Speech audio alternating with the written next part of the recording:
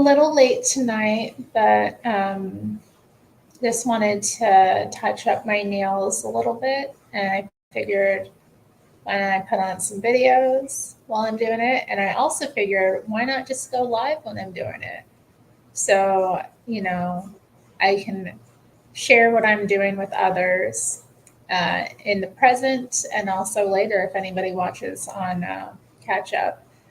I have some videos saved, obviously, so there's a number of things that I'll potentially look through. There were some old donahues, obviously. I've saved a number of those to watch debates and that kind of thing, or discussions of different topics. So there's that. There's other little things here and there. We'll see what we get through tonight. Don't plan on being forever. It's already close to 8:30 my time, so I don't plan to be on too late, but I'll probably be here a little bit. Let's get started. Hi, Science Film Labs. Welcome to the channel. Good to see you. He is a cool cat. He's behind me. Oh, man. He just got some rotisserie chicken. He just ate some, so he's feeling himself. He was crying when I came in the door tonight. He was like, "Where were you? What, what, just going crazy." And then I hit him with the chicken. So hopefully we'll be cool. You cleaning yourself? Ooh, he gave himself a little bath. You know how cats do. Well, it's late, y'all, but I'm here. Let's see, what do we got here?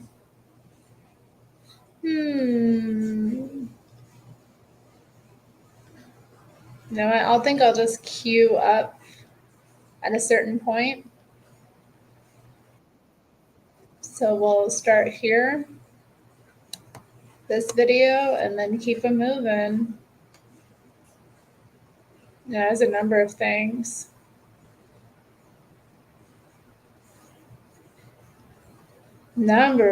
Wow, okay.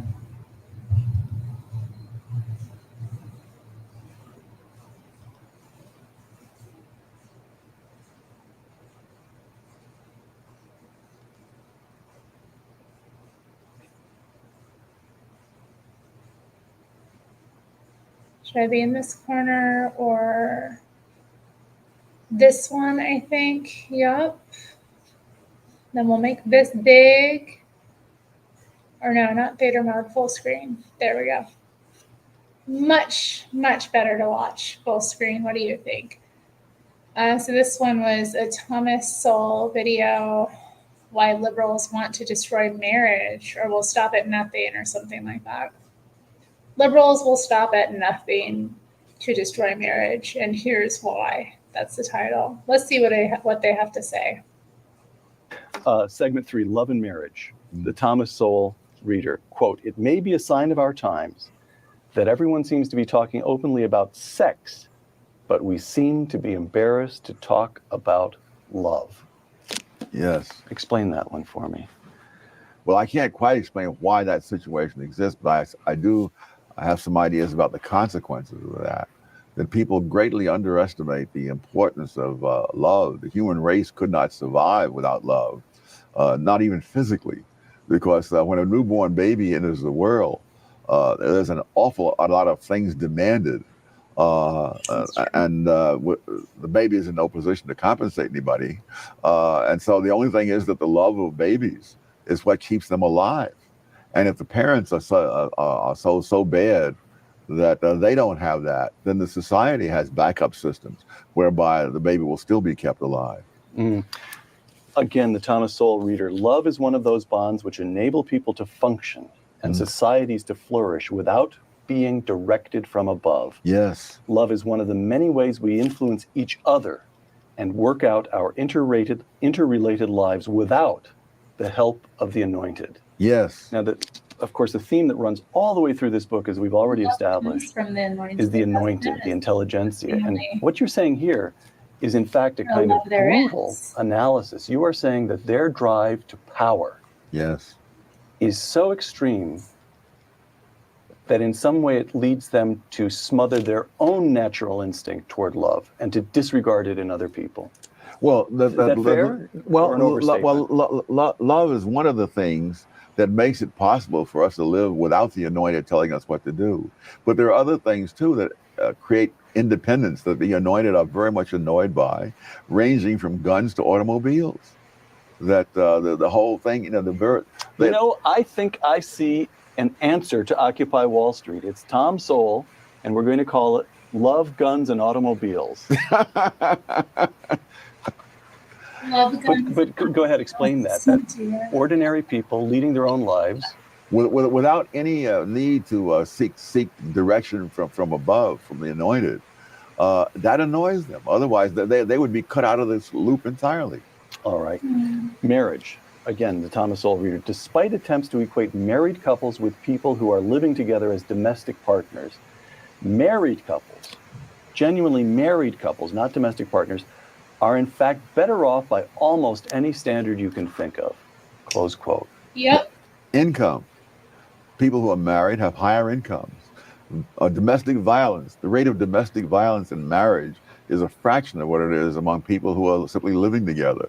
The abuse of children in married couples, families, is a fraction of what the abuse of children is among people who are simply living together. So if you put it to an empirical test, it's just very clear that marriage makes a difference. Among blacks, black married couples have had a poverty rate in single digits every year since 1994. So there is a difference. Now, no-fault divorce, making divorce easier. This begins in, the 60s, I guess, is when it really picks up steam. There are a few states earlier than that. No-fault divorce is now commonplace across the country. Most recently, we have gay marriage. New York, New York is, I guess, the third largest state by population these days. New York enacted gay marriage. Wicked, and it's bad for the people involved. Am I reading too much? Would you see a continuum of a kind of animus against this fundamental institution of marriage? Yes. You would. Yes. The first draft of the Communist Manifesto, which Engels wrote, specifically wanted to dismember the family. And Marx decided that wasn't going to fly. And so when he rewrote it, he left that out. But that's been there. If you follow the left back over the past 2 centuries, you see in there one way or another. Another interesting thing about Friedrich Engels, he also lived in a, he lived as an unmarried couple. He was a part of an unmarried couple, which for the time was pretty shocking, especially somebody of his class to do so. He lived with a woman that he didn't marry, and they didn't have any kids. Man.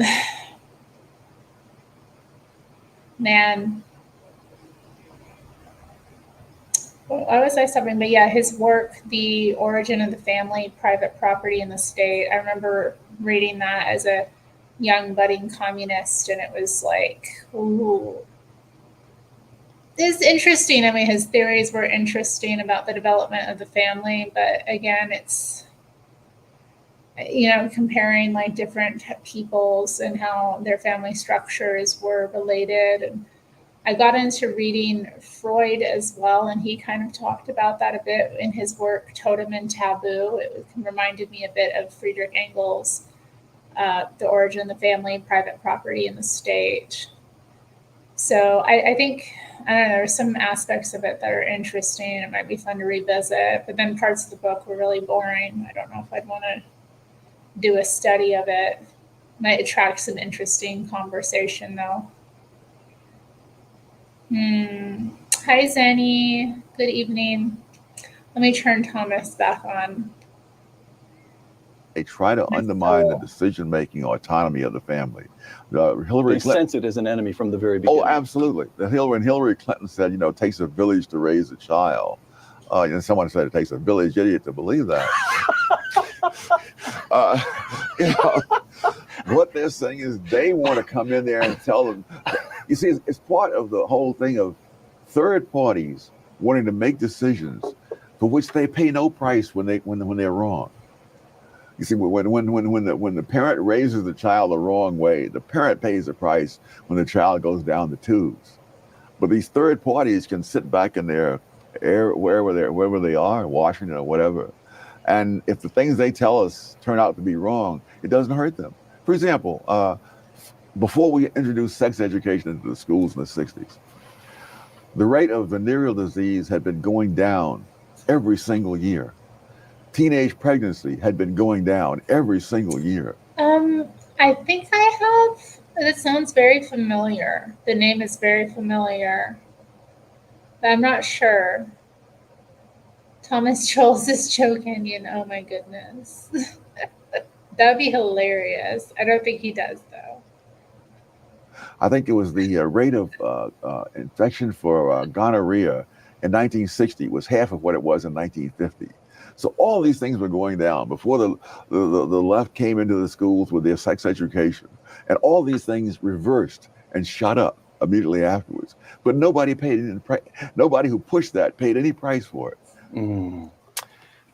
The Thomas Sowell reader. I'm going to quote you, Well, I guess. and then I'm going to quote John Kennedy. Okay. All right. Didn't we? The Thomas Sowell reader. 4-letter words like love, duty, work, and save are hallmarks of people who make their own way through life without being part of some grandiose scheme of the anointed or of government bureaucracies that administer such schemes. Close quote. Old-timey preacher. Ask not, John Kennedy said, what your country can do for you. Ask what you can do for your country. And I thought to myself, I believe Tom Sowell would answer John Kennedy and say, no, don't ask what you can do for your country. That's already presumption and arrogance. Ask what you can do for your family. Yes. Ask what you can do to take care of yourself. Ask what you can do for your neighbors. Is that true? Oh, absolutely. Absolutely. Interesting. Liberals seem to assume that if you don't believe in their particular political solutions, then you don't really care about the people that they claim to want to help. It's so chilling watching them prophesy about the degeneracy that we're witnessing today as far as the total destruction of the institution of marriage is concerned. I mean, we are way past gay marriage today, and we are right into minor attracted persons. And you even have conservative talking heads going all about red peeling about how marriage is a scam and women are just going to rip you off. And that central ingredient which he talks about, which is lacking, is love. That concept of sacrificing for the other person, which of course, once it's mutual, makes for a perfect marriage. But of course, if marriage is all about what the man is bringing to the table, what the woman is bringing to the table, you're always going to have to red pill yourself, and it's always going to be a scam. But you let me know what you think about this in the comments below. If you enjoyed it, please give it a thumbs up, subscribe, hit that bell if you're new to the channel. Thank you for watching. And on to the next one. Stay free. Interesting commentary. Hi to Cecil, who's also joined the chat, and now Maina. Good to see you. An opening 2 minutes to Mr. Vermin Supreme. Thank you. Gingivitis has been eroding the gum line of this great nation long enough and must be stopped. For too long, this country has been suffering a great moral and oral decay in spirit and in sizers. A country's future depends on its ability to bite back. We can no longer be a nation indentured. Our very salivation is at stake. Together, we must brace ourselves as we cross over to the bridge work into the 23rd century. Let us bite the bullet and together make America a sea of shining smiles from sea to shiny sea. Now, friends, some people will tell you that this mandatory toothbrushing law is about the secret dental police kicking down your door at 3 a.m. to make sure you've brushed. Friends, it is not. Some will mention the dental re-education centers or the preventative dental maintenance detention facilities. It's about none of these things. It's not about the government-issued toothpaste containing an addictive yet harmless substance. No, friends, it is not even about DNA gene splicing to create a race of winged monkeys to act as tooth fairies. Friends, what this mandatory toothbrushing law is really about is strong teeth for a strong America. My name is Vermin Supreme. I am a friendly fascist. I am a tyrant that you should trust, and you should let me run your life because I do know what is best for you. Yes, I'm a politician. I will promise you anything your little electorate heart desires because you are my constituents. You are the informed voting public. And because I have no intention of keeping any promise that I make. Vote early, vote often. Remember, a vote for Vermin Supreme is a vote completely thrown away. I would like to take this moment to acknowledge my mother, who is in the audience here today. Please stand up, Mother. Please stand up. If you can stand up, please stand up. She's going to try and stand up so you can acknowledge her. This is my mother. There you go. And 5 years ago this April, I gave her a kidney. My challenge to you people, everybody on the stage and everybody in the audience, give up a kidney. All right. Thank you, Mr. Supreme. Mr. Supreme, welcome back. Thank you, sir. Like some of the other candidates, including former Governor Romney, this is not your, shall we say, first rodeo. Let us say that. This is not the first time you have run for president in the New Hampshire primary. And President Romney has been accused, and I'm not taking a position one way or the other, of taking different positions on different issues. I'm asking you right now, do you still stand by your pledge made in 2008 to provide a pony for every American? Yes, I do, sir. Free ponies for all Americans, one of the overlooked issues in America today. My free pony platform is, of course, a jobs creation program. It will create lots and lots of jobs. Once we switch over to a pony-based economy, we'll also lower our dependence on foreign oil. We'll also be able to turn all that pony poop into methane gas and wonderful compost. So we'll be able to up our soil that is being depleted by agrochemicals, et cetera, et cetera, et cetera. And of course, the important thing to realize is that it is a federal pony identification program where you will need your pony with you at all times. Thank you very much. Mr. Supreme, I wanted to follow up on Ambassador Shoemaker's question. Yes. Regarding the ponies. Yes. Is that the only government entitlement program that you support? What other entitlement programs are you for? Just that one. That's enough. But in the vein of energy production, I'd also like to address my harnessing the awesome power of zombies for energy sources. It's not just to run away from anymore. No, we have giant turbines that we're working on, and we will have lots of zombies, and we'll just sort of dangle brains in front of them, and then they will turn the giant turbines, creating energy to lessen the dependence on foreign oil in America here today. That's a good idea too, isn't it? Mr. Supreme, your 30-second closing statement, please.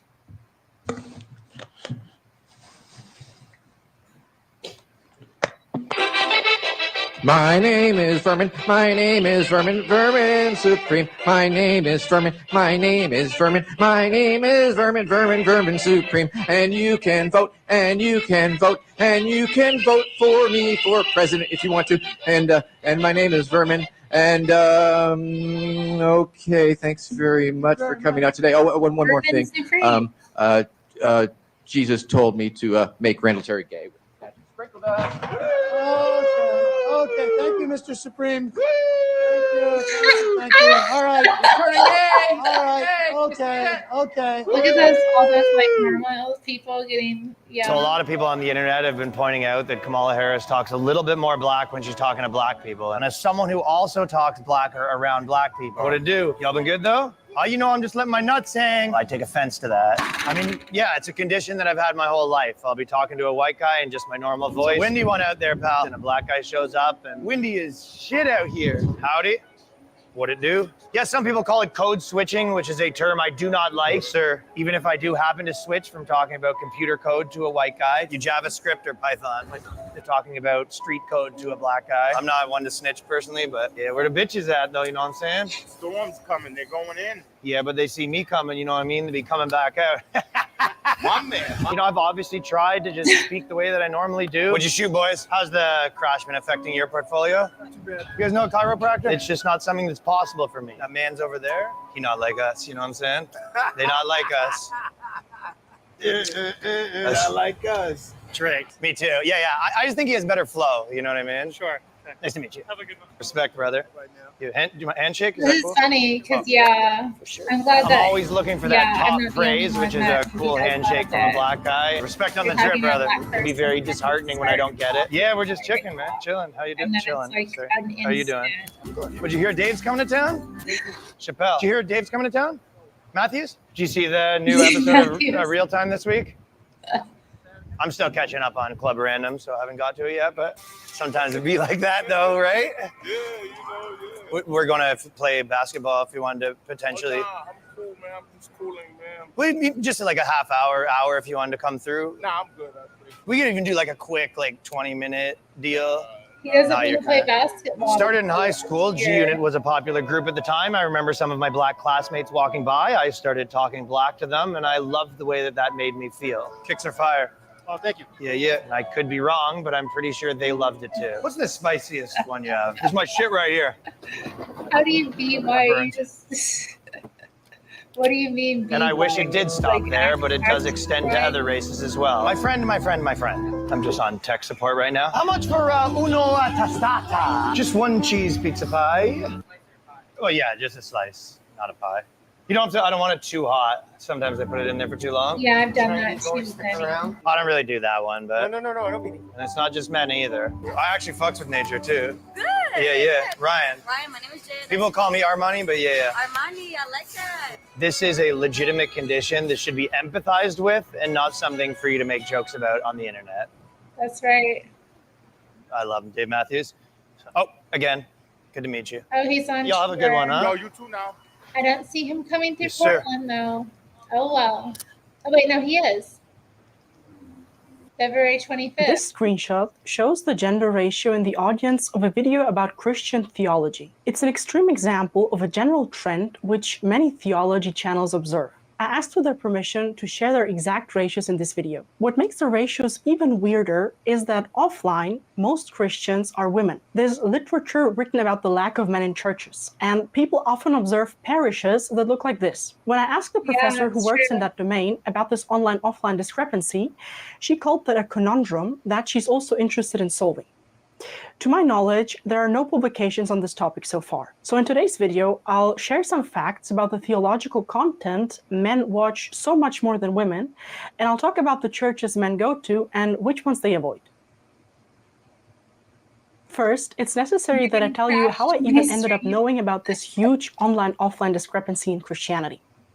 A couple of months ago, I participated in a study led by Professor Chan and Professor D, where they interviewed social media influencers who post content about religion and atheism. Among many other things, I was asked about the gender ratio on my channel, and one researcher mentioned that most content creators they interviewed had a male majority in the audience. That was quite interesting, but I didn't think much about it. And then recently, I did some research on the offline gender gap in Christianity, where women form the majority. And I realized that things aren't adding up. Since Professor Chan hadn't collected any exact gender ratios back then, I decided to collect them myself, and I'll show them to you in a minute.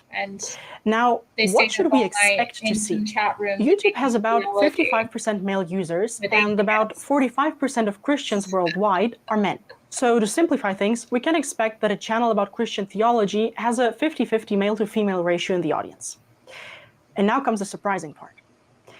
If you'd like to make a guess about the gender ratios, this is your last chance. Most of the channels I asked have between 73 and 86% male majorities in the audience on average. You can pause the video now to take a look at their individual responses. My channel also falls in that range, but there are some channels which have the balanced ratios one would expect. And you know what they all had in common? Well, you know what? They were all run by priests. I was at an event at my church tonight, and I was the only female there. So that's awkward as well. Like, being the only woman participating. But yeah, it does seem to be the case that women are more like active in church actual bodies, and men tend to like be less. They tend, just from what I've noticed, a lot of male believers don't put as much emphasis on belonging to a church body. but they're very intellectual about it online. You know, it's weird to me. It's weird. But I mean, I don't know. I don't understand it myself. Like, I don't know why one would expect balance. Did I miss that? Yeah, I wouldn't expect balance about it either. I think theology is less interesting to women as well. Like, I'm really not interested. Build the microphone cat ministry. They probably did, John Siri. Welcome to the chat. But I'm not that interested in this video anymore. Let's move on. I just saved it, but I'm not feeling it. Why isn't it getting smaller? Come on. What the heck? It popped out. How irritating. Okay, well,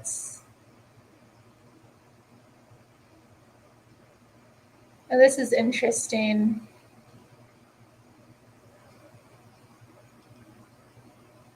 When did I become an egg? And which head? And which head? Feminists made a lot of sense, the feminists who are suffering over these Western cultures.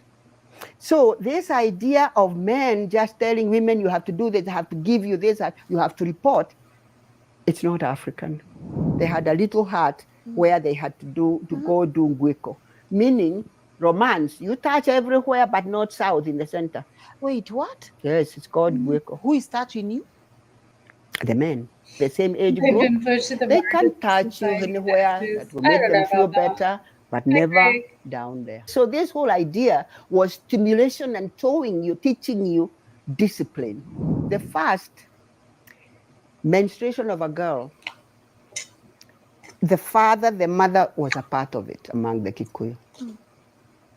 Until she finishes that menses, nobody, even the father, doesn't go far away. He stays there.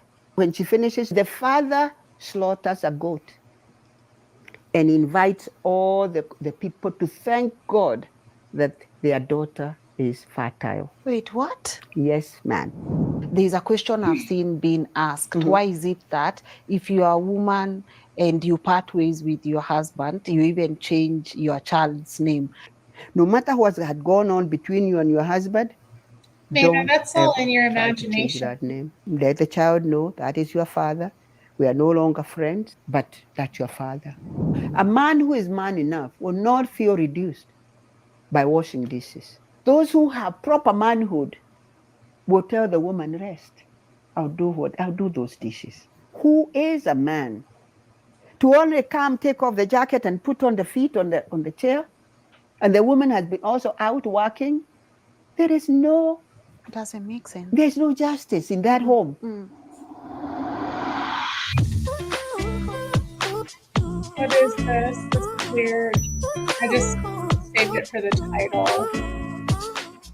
Hi everyone, welcome to today's episode of LNS. My name is Lynn Gugi and it gives me great joy to have my guest today because I've always wondered, where did this name feminism come from? Is it a good thing? Is it a bad thing? Should I identify myself as a feminist? What are the pros and cons? And even before all these words came about, who really was I and who am I? My guest today will be able to take us through our history, especially as an African woman, so that by the end of today, we can all know how to identify ourselves, so we don't keep existing without knowing who we are. And I'm really happy that we continue having these conversations together. You guys have really been incredible. You've given us great feedback. You've given us great insights, and honestly, we want to continue bringing you these thought-provoking conversations because I know we are building ourselves one story at a time.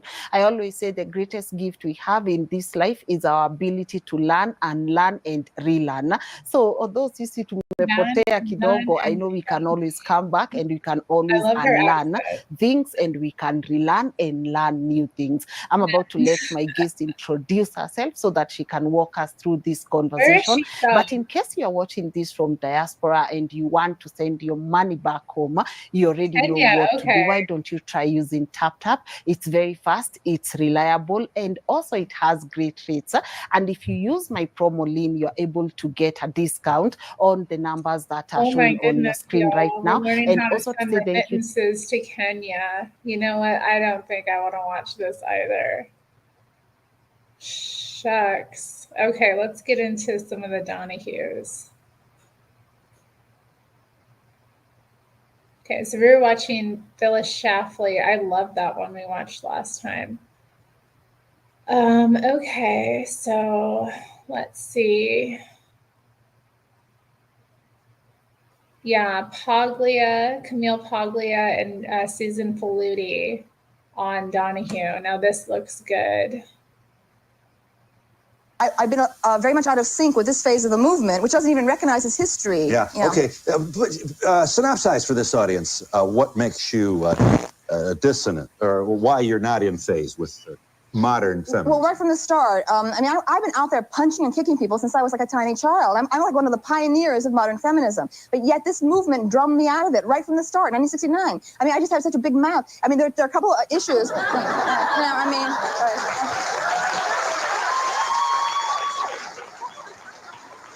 Yeah.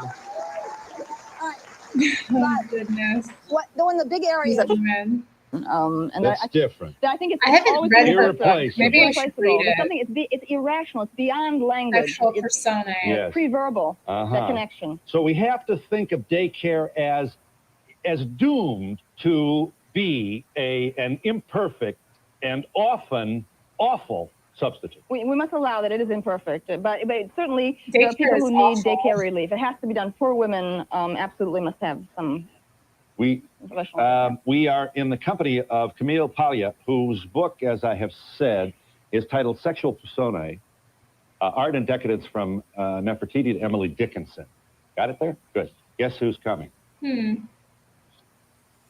Susan Faludi now So I read Backlash by the number Susan 1 and 2 Faludi. place on the New York Times bestseller list with Gloria Steinem, with her book titled Backlash, in which she is saying, among a lot of other things, said he, presuming to characterize this very lengthy scholarship, that the backlash against the women's movement is real, often led by media. You don't want to let a woman get power. You know what happens? They go to bed with your husband and then chase him down as in Fatal Attraction. How about the hand that rocks the cradle? The last thing you want to do is let a single woman without children into your life. Oh boy, they'll kill you too. The body clock is ticking, and so, you all get crazy at 35. Yeah. A lot of statistics, a lot of I feel like I got propaganda, sane, though. which effectively comes together to say to women, get back. We'll be back to talk with Susan Faludi in just a minute.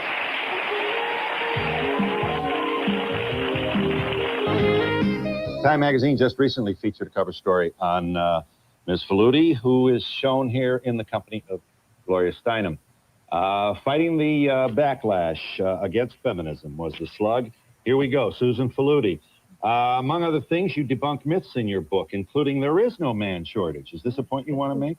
This is correct. I don't understand why we would want to suggest that there... Why would anti-feminist energies want to suggest that there's a man shortage? To make you all breathless and get married to even a jerk, huh? Well, the message is that if you're single and college educated, i.e. you've put all your energy into getting an education and developing a career, improving yourself, that if you're past 30, you have, only a 20% chance of getting married. I remember line that we survey, heard. It was a Harvard-Yale study, so it must be true. And it was put on the cover of Newsweek, and as Newsweek put it, you are more likely to get killed by a terrorist than marry. Right. No one in the audience. Guffaw, huh? I mean, what if they wrote that about men? There's a woman shortage. I mean, how would we behave? In fact, there is a woman shortage. That's what happened. When I looked into this study, it turned out that the study itself had a lot of statistical problems. It was an unpublished study. When they finally did publish it a year later, they removed those odds, and it turns out that in the prime marrying age years, there's a woman shortage. All right. So may I be glad you're not 25. May I ask you to comment on Ms. Paglia's observation that includes, among other things, men and women are different, Ms. Flutie, and they are different. There is no substitute for maternal with an M, nurturing. And that modern feminism brought an energy or a pressure on women that moved them, perhaps against their own instincts, out of the home at the expense of family and the kids. And now here we are with feminists wondering why there should be a backlash on this kind of politics. It doesn't surprise Ms. Puck. Well, women have always worked, and women have been working in steadily increasing numbers since at least the 19th century. So the issue isn't whether women are going to work or not, it's how are we going to combine work and family. If women are feeling a lot of pain and stress trying to do it all, it's because they've been told they have to do it all, that the husbands have no responsibility apparently to pursue paternal nurturing, which should be just as important. I respect your comment that women have always worked, but what happened to Beaver's mother? You know, this was the... Beaver's mother... I mean, wasn't the 50s, Eisenhower? I mean, is there anybody that didn't like Ike, the smile, the whole... What a time this was. But, you know, the reality is that in the 50s, most women were working. The average housewife, so-called housewife, worked up until the time she had her first child, and then continued to work after her child went to school. Sure, there was a certain proportion of suburban homemakers, the happy homemakers, that we saw. We were inundated with images of them on television. But this was a lie in itself then, right. too. Well, think about Beaver's mother. I mean, she wasn't a real person. She was a TV Boy, she looked so character. happy, though. I didn't know what her life was like. Well, but I think a lot of folks my age are still walking around, and there is a part of us that longs for this peaceful world that did, to be sure, exist on sitcoms, and we do have to... But the reality, how is it peaceful? It wasn't peaceful or happy for the women who were staying at home and wanted to work. I just love my new freezer. Well, exactly. That woman who said that was paid by Maytag or someone to be enthusiastic about her new freezer. But the reality is that when you look at the mental health, I don't know of many women who work, women who have more roles in their life instead of less are the you know what I'm most saying? happy. It seems like more women. You know, the other myth is that women who are married are going to be much happier than single women. And we kept hearing in the 80s, single women are all depressed and miserable. Well, it turns out, when you look at the mental health statistics, single women are the happiest and healthiest and have the least distress. Really? Really? The single women are all like, yeah. The flip side of that is that among men, the most unhappy are the single men, and the most happy are the married men, because marriage works wonderfully for That's them. very true. Yeah. Neil agrees. From your book, Miss Flutie, the one new self-proclaimed feminist theoretician that the press did pluck from obscurity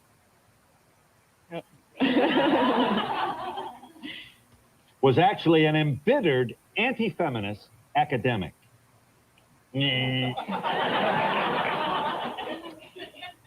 Literary scholar Camille Paglia became an overnight celebrity, landing on the cover of both New York and Harper's the same month, soon after launching a vitriolic attack on whining feminists in her 1990 book, Sexual Persona.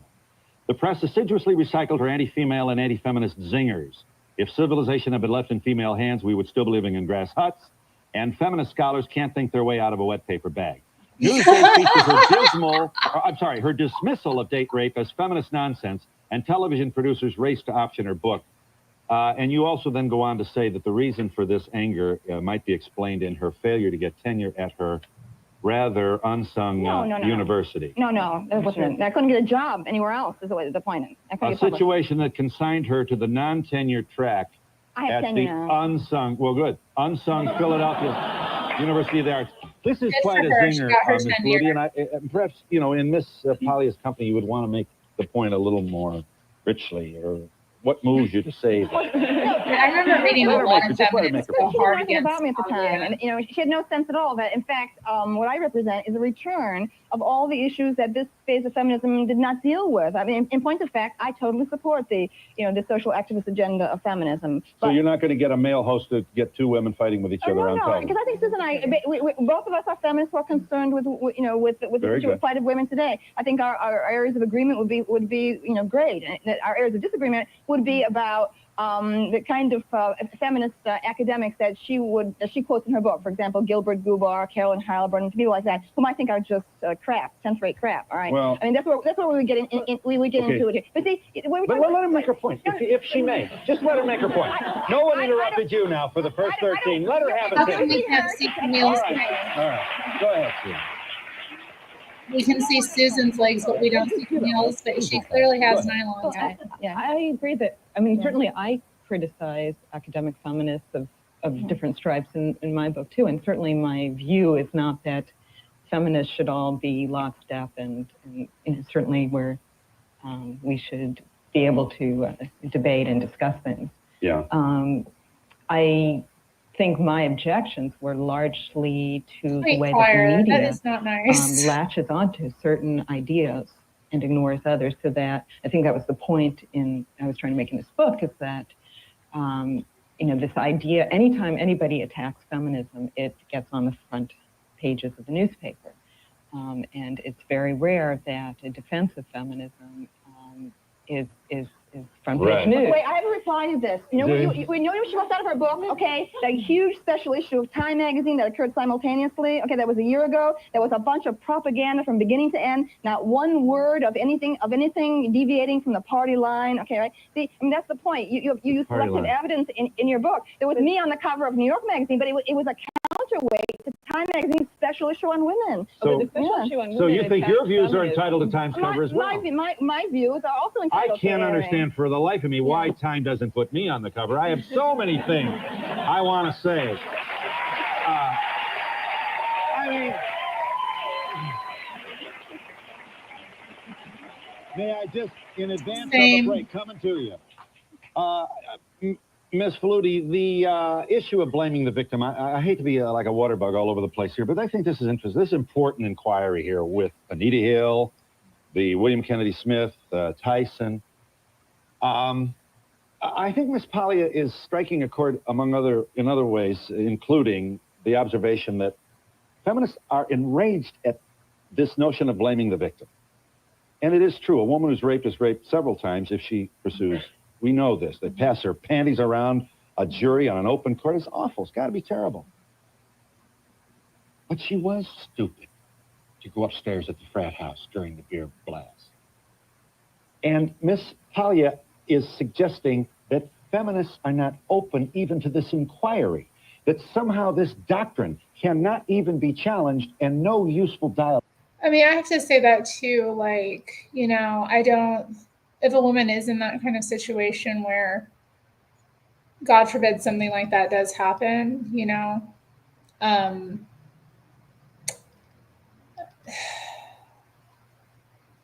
I think it's human nature to blame the victim just because, it's an instinct to try to, again, mitigate further harm from happening to others in one direction. But yeah, this issue, even amongst feminists, if you question something or ask or suggest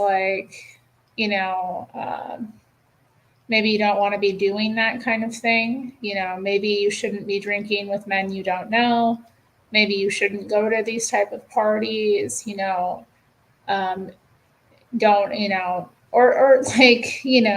women to go in a group and, not set your drink down or leave your drink unattended. And even if you don't leave it unattended, I've known women who've been slipped something and thankfully they did have a buddy system, but just ways of protecting yourself, even if you try to bring that up and in an attempt to be hey, don't put yourself in a situation to be violated or abused, here then the insanity comes out. It gets really bad, and obviously women feel judged and blamed about it, and it's just ugh. Oh, sweet, why are you crying? Why are you crying? I gave him rotisserie chicken before I went live, and he's still not happy.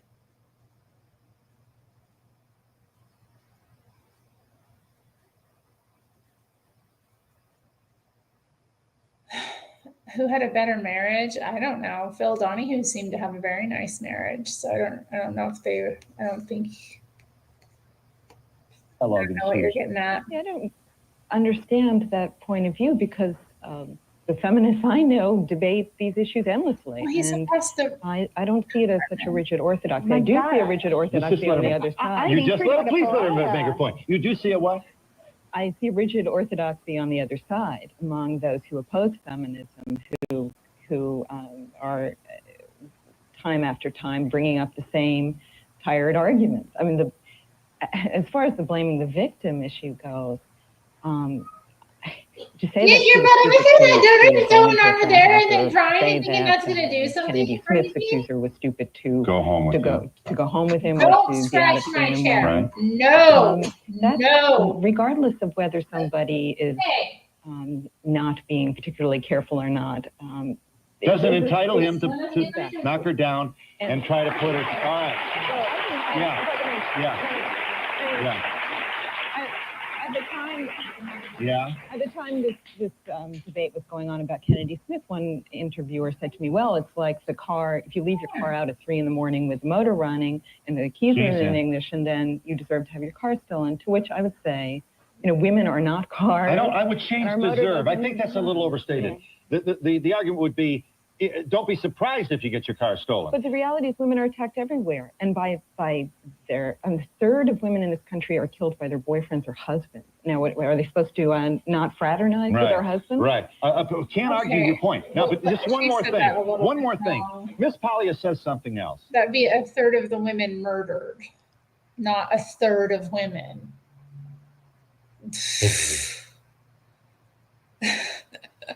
Okay. Just want to clarify that statement she made. Oh man.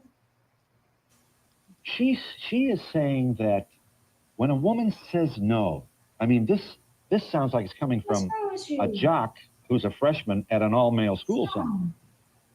When a woman says no in the kabuki dance of sex and erotica, there's always a kind of an amorphous quality to this.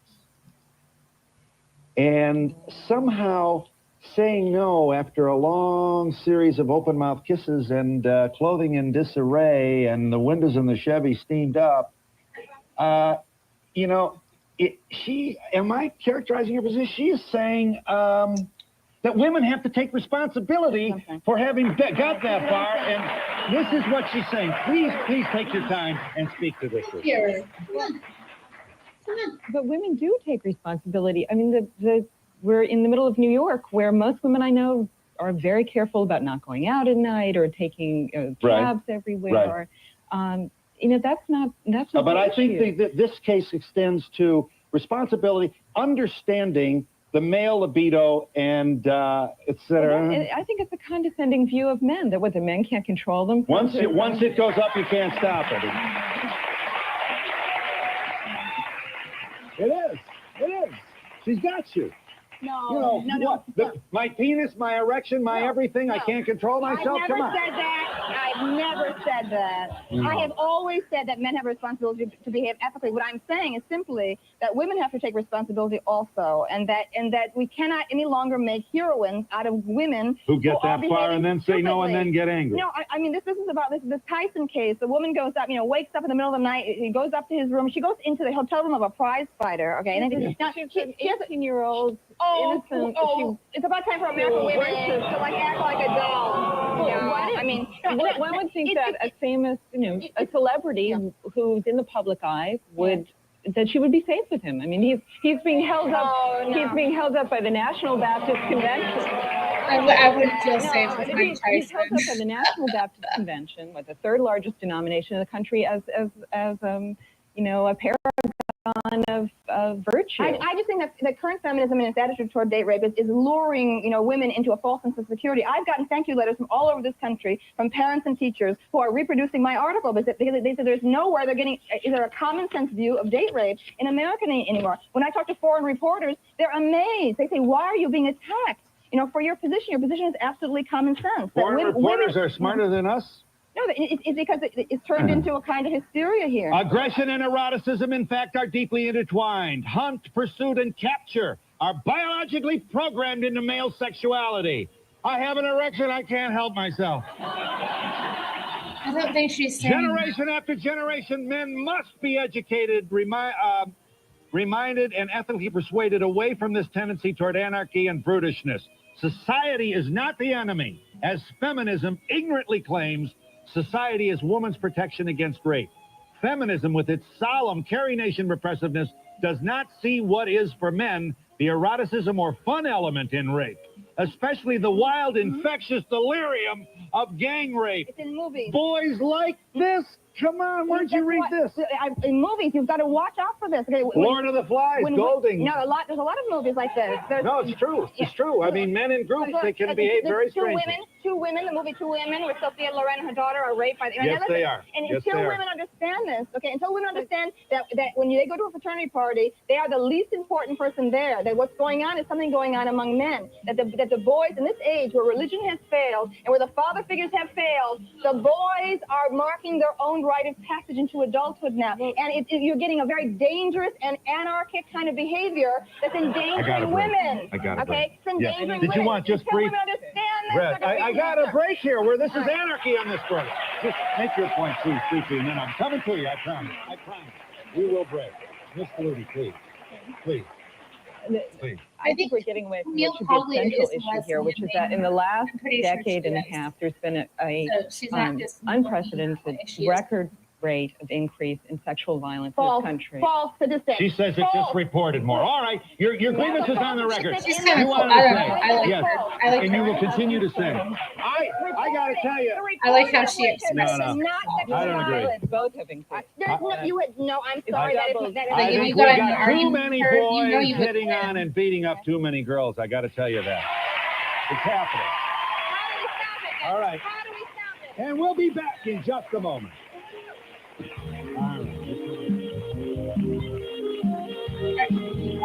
That is the craziest thing I've ever read. Yeah. Yes. I am a young woman, and I believe that the feminist movement is the only thing that has helped us to this point. Yeah, I like her. Right now, everyone thinks that life is fine and dandy, and women don't see discrimination or anything else. I'm in law school right now, and I see it everywhere.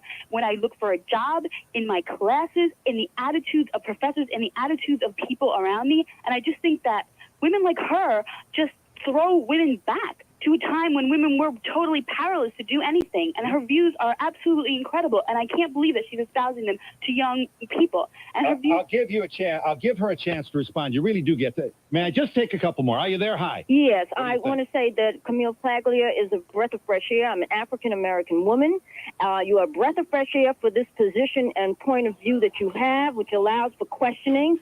And as far as the Falutis of the world, who I've also attended school with in terms of their position, I think it's a naive and it's an alienating position whereby you do not have women like myself involved in the feminist movement. There are. I know, I realize that, but I'm saying there are many women like myself who consider themselves feminists who don't even want to be bothered with the type of naivete when it comes down to basic discussion. I do thank you for calling. Hi, are you there? Yeah, Phil. I'd just like to say that I deeply agree with the need for a feminist movement, and that I think violence against women, physical or emotional, is extremely wrong. Right. Yet I also believe that...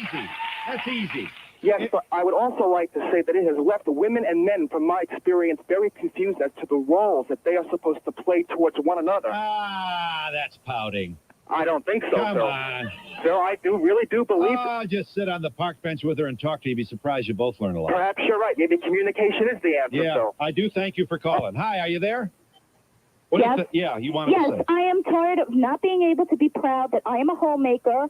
I am sick and tired of having to feel that if I don't work and I choose to stay home and raise my children, that I am a failure. What the hell with the people who say that? Yeah, well, the country is going down the drain because there's no parents to watch their children. There's no parental guidance anywhere. Yeah. You have to stay home. You have to be proud to be a parent. Yeah. But why are you so victimized by someone else's attitude? All that matters is what you know. Because I live in New York and everybody I know is a yuppie and they all have to work and they make me feel like garbage. And we'll be back in just a moment.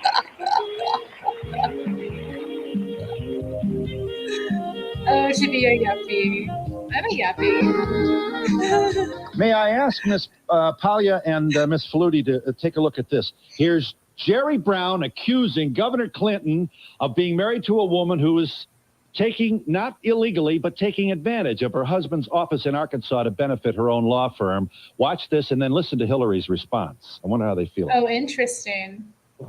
But you ought to be ashamed of yourself for jumping on my wife. You're not worth being on the same platform. I'll tell you something, Mr. Clinton. Now, don't try to escape it. I suppose I could have stayed home and baked cookies and had teas, but what I decided to do was to fulfill my profession, which I entered before my husband was in public life. How do you feel about that response by Mrs. Clinton? I'm a big admirer of Hillary Clinton. I think that perhaps she should be running for president. She's extremely articulate. They both agree about Stay home and bake cookies. I wonder how the New York woman who's besieged by the pressure of the yuppies who think she should go out of work would feel about that observation. There's a certain kind of condescension there, isn't there? Well, I think baking cookies, that's what you do when you stay home? It's true. There was an element of that in her remark. Yeah, it's true. It's right. There was a kind of instinctive. Well, baking cookies is not important. Yeah, see, it's part of the culture now, just to dismiss the stay-at-home role. Yeah. Okay, Ms. Palia, if you say that you think maybe Hillary Clinton should be running... One of my viewers suggested I watch it. Stacy, who's often in the chat, suggested it. She mentioned that Camille Paglia was on it and that she wanted to watch. She's not in the chat tonight, unfortunately, but that's when I watched it. So, oh well.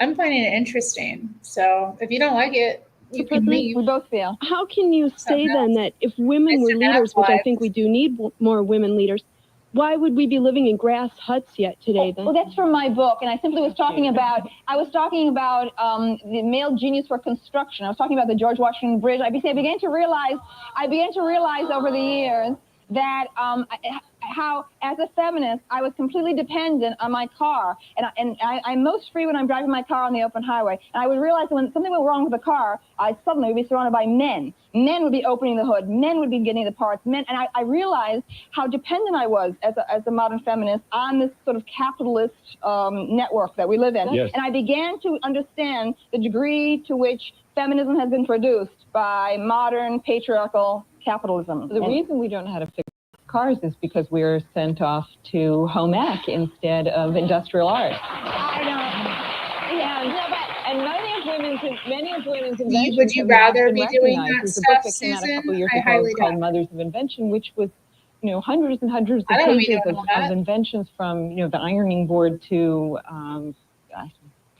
all kinds, actually a bunch of automotive devices that were all invented by women, but the husbands took credit for it, or the boyfriend took credit for it, and they disappear from history. But in general, I have to disagree that the reason that there aren't more car mechanics is because the women aren't being taught that. I mean, my experience of women I know are encouraged not to be interested. I don't feel that's true. I would love to be able to do it, I still have to ask guys. I'm still asking guys. Unfortunately, even intellectual. We have some thoughtful commentary from the audience. Yeah, there's some difference physically, obviously, but no, if you want to be president of the United States, if you want to be a mechanic, do it. Yeah. You can. You're physically, mentally able. But you are saying something. There are very few women car mechanics. Yes, there are, but you are explaining why in a very unfeminist way. Let me just explain why, yeah. When I cross the George Washington Bridge, you write, Miss Palia, or any of America's great bridges, I think, italics, men have done this.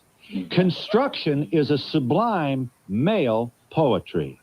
When I see a giant crane passing on a flatbed truck, well, let's get Freud to review this one. I pause in awe and reverence as one would for a church procession. You are very close to saying this is what men naturally do. No, you see, what I'm coming out of is my confrontationalism with men after like 35 years. I've been at war with men my entire life. So what you're getting at age 44 from me is my reconciliation with men. That's what you're hearing there. It's not that I'm a mother. I have 2 girls and 2 boys. And I tell my girls they can do anything they want anytime. If they choose to stay home and be homemakers, they can. But I would not tell my child that going in a room with Mike Tyson, that he's a safe, good Christian or Catholic man. That is being in another world. She has to be aware of what's going on. Yes, but Ms. Palia appears to be saying that your daughters are doomed to the frustration Okay, I love her that's so sweater, reported though. on by the That women's is movement hideous. if mother doesn't also alert them to the fact that they are different. And that they're probably not going to feel it inside to be building any bridges, if you know what I mean. If they want to build bridges, they can just bust right through and build bridges. And the men will step aside. They can do anything they want to do if they try hard enough. But you have to be alert. Is it going to No one take? asks for rape, but if you go into a room... How many women do you think it's going to take? And I have friends who work in the trades, like female carpenters, electricians, etc. Like, how many women do you think, just woman power versus manpower, does it take to build things? Women can't lift like men can. Women's bodies can't recover like men's can. We don't have the physical strength. Like, men are built the way they are for a purpose. It's so strange to me. Like, it's not that I don't think women shouldn't be involved in these things if they want to be. Like, if you really want to do that, okay. But like, are you going to be working in the same quality and fashion as a man? No, you're going to be able to produce less. Goodness. It's just insane to me. And she's a single mother of 4 saying this to her daughters. Like, oh yeah, go build a bridge. Why would you even want your daughter working such a like difficult job when she, I mean, there's so many other jobs that a woman could be doing that won't be as like physically demanding on her if, she wants to work. Why should she be doing that like really rough work that male bodies do better? You better be smart enough to find your way out. Mike Tyson is not the person you go in a room with. And we'll be back in just a moment.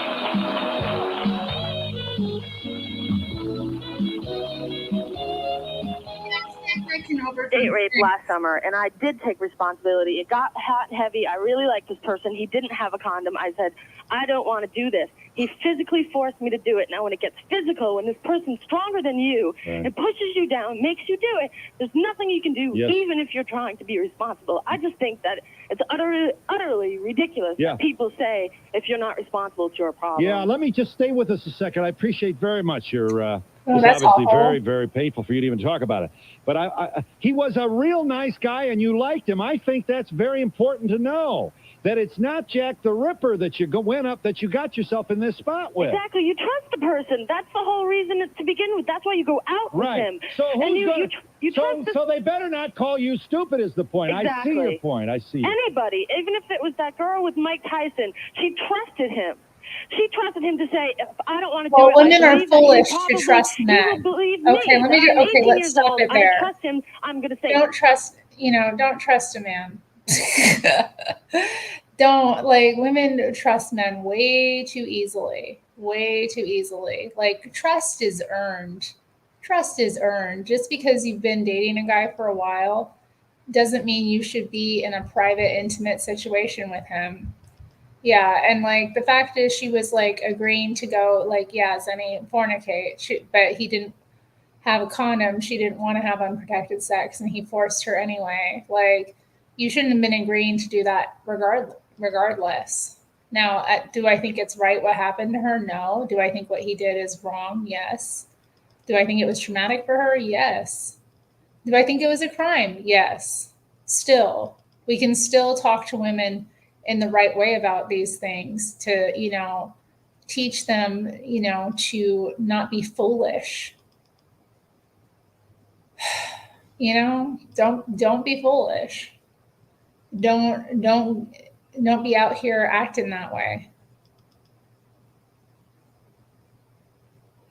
Oh goodness, Zenny. Yeah, I was thinking about that it came up a couple times, like thinking about the sin. The sin is the awareness, the knowledge of the wrong, right? Ultimately, that's what sin comes down to, is our knowledge of good and evil. So I was kind of thinking about it, like, what is he saying here exactly? But I'm still smoking on it. If women aren't willing to make out, they will have no dates. Make out. Well, how old are we? Making out? I'm not making out with no one. Make out? You shouldn't be making out with people. Like, what? You wish Camille would reemerge on the scene, Em? That would be interesting. I'd love to hear from her. Yeah, I was watching a video of her on Charlie Kirk. Or not Charlie, was it Charlie Kirk? Not Charlie Kirk. Charlie Rose, excuse me. You remember that Charlie Rose show? That might be fun to watch. She was going off about the universities. I was like, yo. No, and then he's going to do this to me anyway. Yeah, It's hang the on a same minute. thing. Yeah, who wants in? I'm afraid to give it to either Okay, of you. I I'll saw never this get it person in the back. audience. Do you think this Go is a ahead. trans woman? Her experience is very typical. More than 70% of women who are raped by somebody they know, someone who they think they trust. And to go back to this question of who bears responsibility, I think the woman in the back raised a really good point. What about the responsibility of men? The National Institute of Mental Health did a study where they interviewed young men. 1 in 12 of these men said, yes, they committed an act that adds up to sexual assault. However, only 1% of them thought it should be a crime. So we have a little more education to do. You read Backlash I just didn't too? understand Yeah, with the whole Mike Tyson or rape issue, how no matter what time it is in the morning. Paula, you wanted to say. I feel very alienated by the feminist movement when, with Anita Hill and Mike Tyson and William Kennedy Smith, the feminist movement wants you to blindly support the women without judging each case on its merits. You wanted to say at the end of That's right. Yeah. I wrote a piece that began, Anita Hill is no feminist heroine. Absolutely. I think that she went along, to get along, and she is a kind of yuppie careerist who 10 years later made a big deal about it. This is about, yuppie careerist? Yuppie careerist. I'm a feminist who at every point in my career, I've damaged my career by making an issue. Every time there's something demeaning to women, I deal with it, by word or by deed. I have dealt with it. Yeah. And that's why my career has been a disaster. Yeah, yuppie careerist. That's why my career has been a disaster. Yuppie careerist has a sort of derisive dismissal about it. What do you mean, yuppie careerist? I find her very self-interested. Anita Hill is someone who showed no interest in women's issues at any point. Right. The women didn't bother you that you had a bunch of old white guys standing there staring out over the bench? There was no solidarity between her and the other women in the office. Yes. What did you want to say, Miss Flutie? I don't know where to start.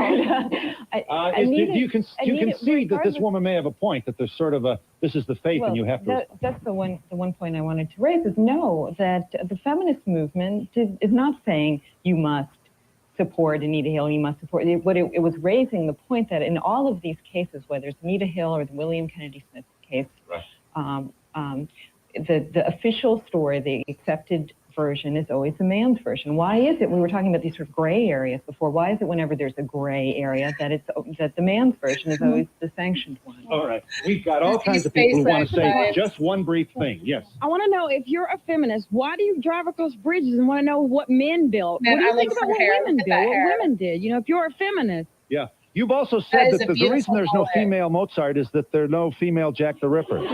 Did you say that? I did say that. So what do you mean? I mean by that the reason why there are no great women artists is not because women are not creative, because they are. What about Georgia O'Keeffe? There's no great women artists But on average, there are, obviously, we celebrate Georgia the O'Keeffe. classics include in all of the artistic disciplines more men than women on average. Yeah, and you wanted to say because... I'm saying because, in fact, genius or criminality are deviations, and that women are more rational, more well-balanced, more physically attuned to the world. Camille. Yeah, my explanation of my book is that art, what art is, art making in history, not necessarily now when there are many women artists, but that the reason there's so many male artists is that men need to create an identity separate from their mothers, okay? They need to create a selfhood, all right? Whereas women don't have that obsessive... So they don't have the neurotic, burning desire to paint the Sistine Chapel ceiling. Burning desires women have, because it only in the last 20 years have we been admitted to Ivy League schools, medical schools, law schools. Yeah, and we'll be back in just a minute. Who else is joining the chat? Morley Christian is here. For a transcript of today's program, send $3 check or money order to Donahue Transcript. Go for news ratings. Tom Brokaw on News in the 90s. Next Donahue. Okay. Camille Polly has written Sexual Persona, and now we're at work on part 2. Here's the book that enjoys the 1 and 2 spot, along with Gloria Steinem's book, Revolution Within. Here is Backlash. The 2 women were featured on the cover of Time magazine last... are we really gone here? I don't even have time. Say hi, Mom. Hi, Mom. How you doing? Services provided and promotional fees paid by the following. If your old cards can't cut it anymore, get a new deck of bicycle cards, because your reputation is on the table. Okay, not this one. So this was Christina Crawford on Phil Donahue.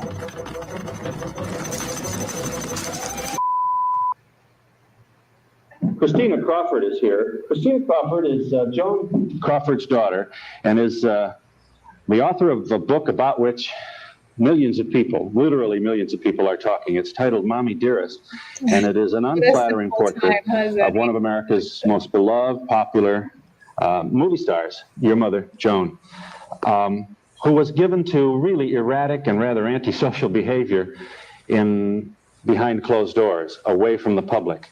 Let me just try and characterize what I sense from the book. She could become a very violent person. She slapped you often. She made you eat the raw portions of the meat that was served, and as a child, you just hated it.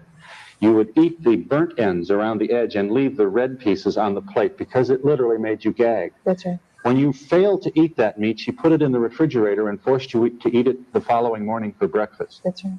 When you didn't eat it the following morning, what happened?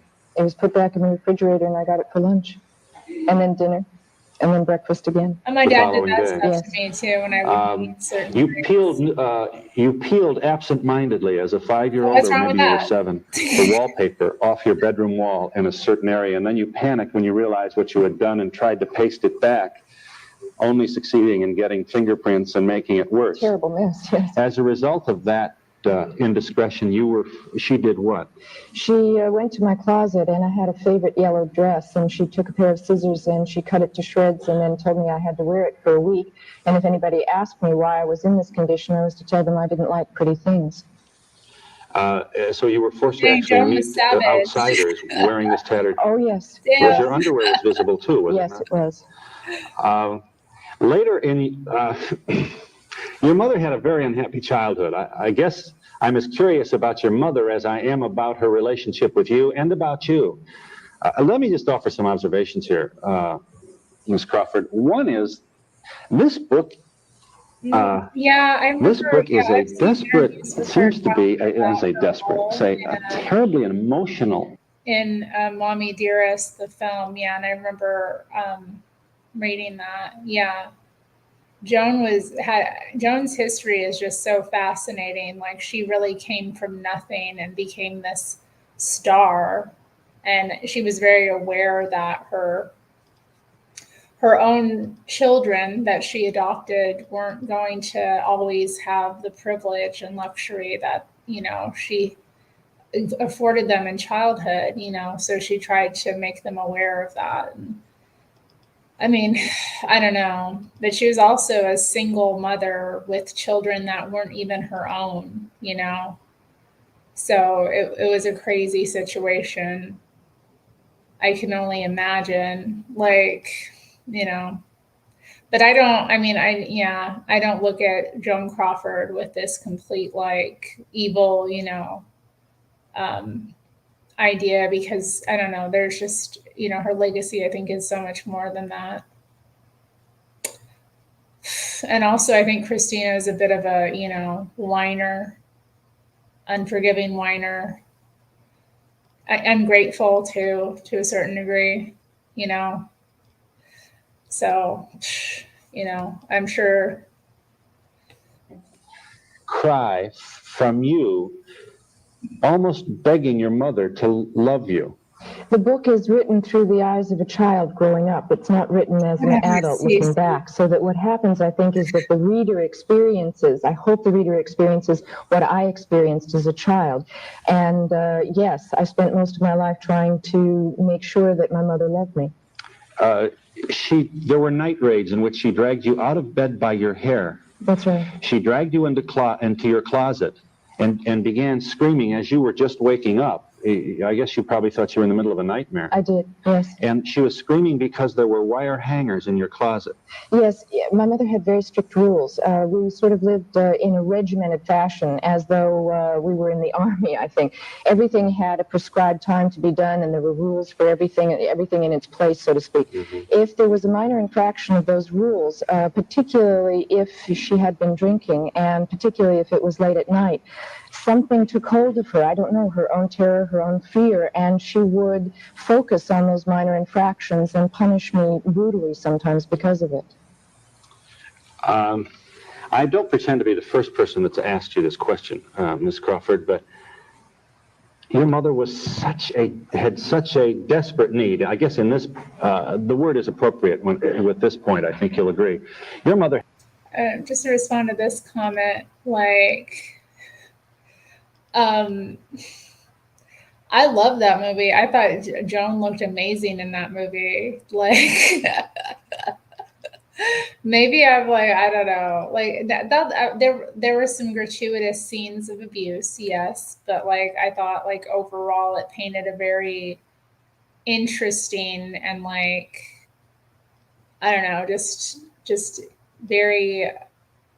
I thought she was an incredible person, you know, as a figure, just the way she lived her life and all that she went through and all that she did, you know. And also just seen through the eyes of like a child too. I thought it was a really, I don't know, fascinating film. Like I thought it did Joan justice in some ways, even though it was like, you know, campy and over the top and like crazy at some points. She was a malignant narcissist. Oh, I don't think so. No, I don't think she was a malignant narcissist. I think she probably had some demons driving her, but I don't know about a malignant narcissist. Had a desperate need to present to the public as the classiest, the most beautiful, the youngest, the most intelligent, the most vibrant star in Hollywood, and all of those close to her, her family, her how many husbands? 3? Well, actually 4. 4 husbands. This is our family, and aren't we wonderful? And you better smile when Photoplay took your picture if you knew what was good for you. That's right. So here was this enormous need for love and esteem. This book. I mean, how many parents of the time were like that, though? You know, you wouldn't go get your family photos taken in like the 40s or 50s. Like that would be a special occasion. You know, it's a special occasion. I don't like, and if your kid like acted up, you would lay the smack down. People were a lot more brutal with kids back then too. You know, that kind of thing is frowned upon in today's gentle parenting like society, but back then it was very common, like, you know, act right or else. When's the next open panel? I don't know, maybe next week, maybe this weekend. I don't know. My friend is coming to visit and she said maybe we could do a stream together. So we'll see. Maybe we'll stream live together and have people pop on with us. We'll see. If not, next week. Kill her if she was alive. Well, that's probably true because you see what happened was that the face of herself, the image of herself that she presented to the public was so very different than the way we lived privately that many people didn't know who this person was. It was as though they were almost 2 different people. Mm-hmm. So that you're right, I was a public person from the time I was a child, and that public image of me was a fantasy as well. Yeah. Public images or what? I hope you don't. I don't want this to sound like an angry question because I have to say I was very absorbed by this book, and I believe everything in the book. I mean, I am not for a moment questioning the truthfulness. In fact, your candor is very painful in this book. Who is served by this book? I tell you, quite frankly, I think the book is much more universal than just a story about my mother and myself, our relationship set in the background of Hollywood. From what I have understood from traveling around the country, as my husband and I have been doing now, this book touches many people's lives. People have said to me, if you change the names and the extraordinary setting, you've written my story, and I never thought anybody would understand. I never thought that there was anybody out there that I could share this with. I thought this was my own private nightmare that I had to keep a secret, and that's exactly how I felt all my life. I tried to tell the truth, nobody would believe me. I tried to get help, nobody would help me. This has been good for you then, hasn't it, emotionally? Is this cathartic? A lot of people have asked that question. I think that if the book itself had been written as a catharsis, I couldn't have written it. I couldn't have dealt with everything about my life in that compressed period of time if it hadn't been for the fact that I had been trying to deal with my life in some positive fashion for many, many years. Is that visual ready, Ron? You were the only member of the family who agreed to view your mother's body prior to cremation. When she was dead, yes, that's right. In fact, you make the ironic point that the funeral director seemed to be rather pleased that somebody was going to see the wonderful work he did with the body. That's correct.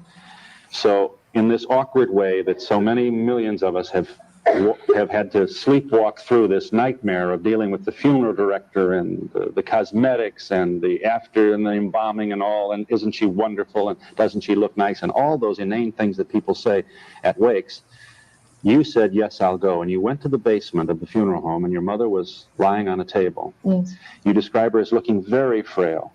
She was. Very thin, but somehow attractive, even in death. Well, her face was still her face, yes. And here's what you said to yourself as you looked at your mother's body. I know you're not really here with me anymore, Mother. I know your soul is gone already. I just want to tell you that I love you, that I forgive you. You know I forgave you long ago. We had so much pain together, you and I, but now, Mother, God has set us both free. God has set you free to begin another journey. I pray the next one has less anguish. God has set us free, Mommy dearest. Go in peace. Goodbye, Mother. Goodbye. And I love you. Now, following that very poignant mental silent prayer that you offered for your mother, it wasn't long after that that you discovered that she left you purposely and with a final slap in the face out of her will. It was one of the great ironies of my life, yes. Irony would not be the word I would use. Now, this doesn't make me right, but you had to be angered by that. I was shocked. I was You weren't angry? shocked. Not initially, no, because at first it was very difficult for me to understand. I don't think that anybody who has ever been through anything like that can possibly say that you really understand what's going on inside of yourself. There are emotions tumbling over one another so fast that it's very difficult to sort them out. But I really believe that my mother and I had come to peace with each other, and it was quite obvious by that at least one of us had not. Okay, what's the line in the will? I'm not going to be able to find it. You must know it by heart. I think it's for reasons which are best known to them or well known to them. In other words, your mother said in the will, I leave nothing to my daughter Christina. Yes. Or to Christopher, my brother. For reasons which are best known to them. Well known to them. Well known to them. Yes. And you had to say why?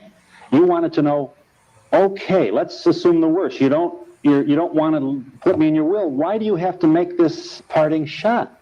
I didn't understand that, and I still don't understand that. And the will is being contested in the state of New York. My brother and I are contesting it, so that I'm not really at liberty to say a great deal about it because we will have to go to trial. You also stand there incredulous as you read this document, which had been written about a year prior to her death. That's right. So it was written at a time when you thought you had some reconciliation with your mother. That's right.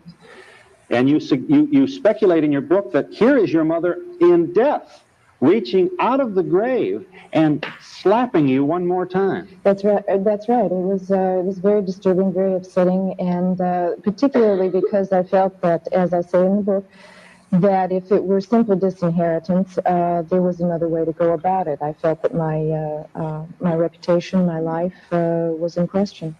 Now, this analysis and a dime will not get you a cup of coffee in the 70s, but please allow me ask you to comment on this.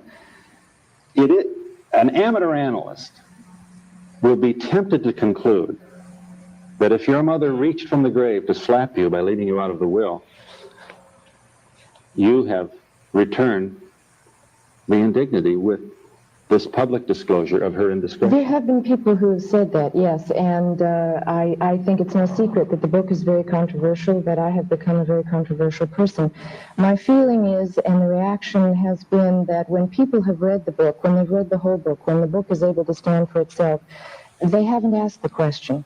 And that's what I hope for, that the book will touch people in such a way that they will have a better understanding about their own lives. We were public people and under public scrutiny, but there are millions of people who live with what I lived with, and nobody seems to be interested in their story. Mm-hmm. You also say that your mother's, that we are all of us reflections of the mirror offered to us by our parents or by those to whom we become attached as children, and that reflection is often distorted.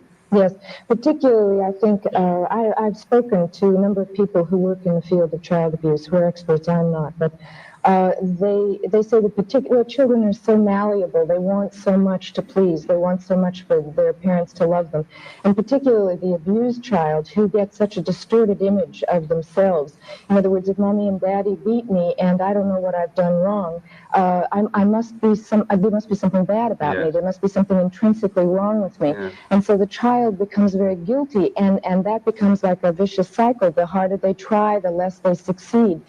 And so particularly, I think in the field of child abuse, it's important to understand that the child keeps working harder for that parent's love and gets less and less, so that they grow up into adulthood having this image of themselves as a mirror of what they see from their parents. It's very distorted, very distorted. How are you doing? You look happy. You have a happy marriage. And yes, I do. I'm very fortunate. I'm very lucky. How long did it take you to get on your feet from what had to be you had to feel awful by the time you were 18 years old going out into the world. Much younger than that. There were times when I was around 15, 16 when I didn't think I had the will to live anymore. I honestly thought I was going to die. How old were you when your mother last slapped you in the face? Oh, I guess I was about probably 15, 16 years old.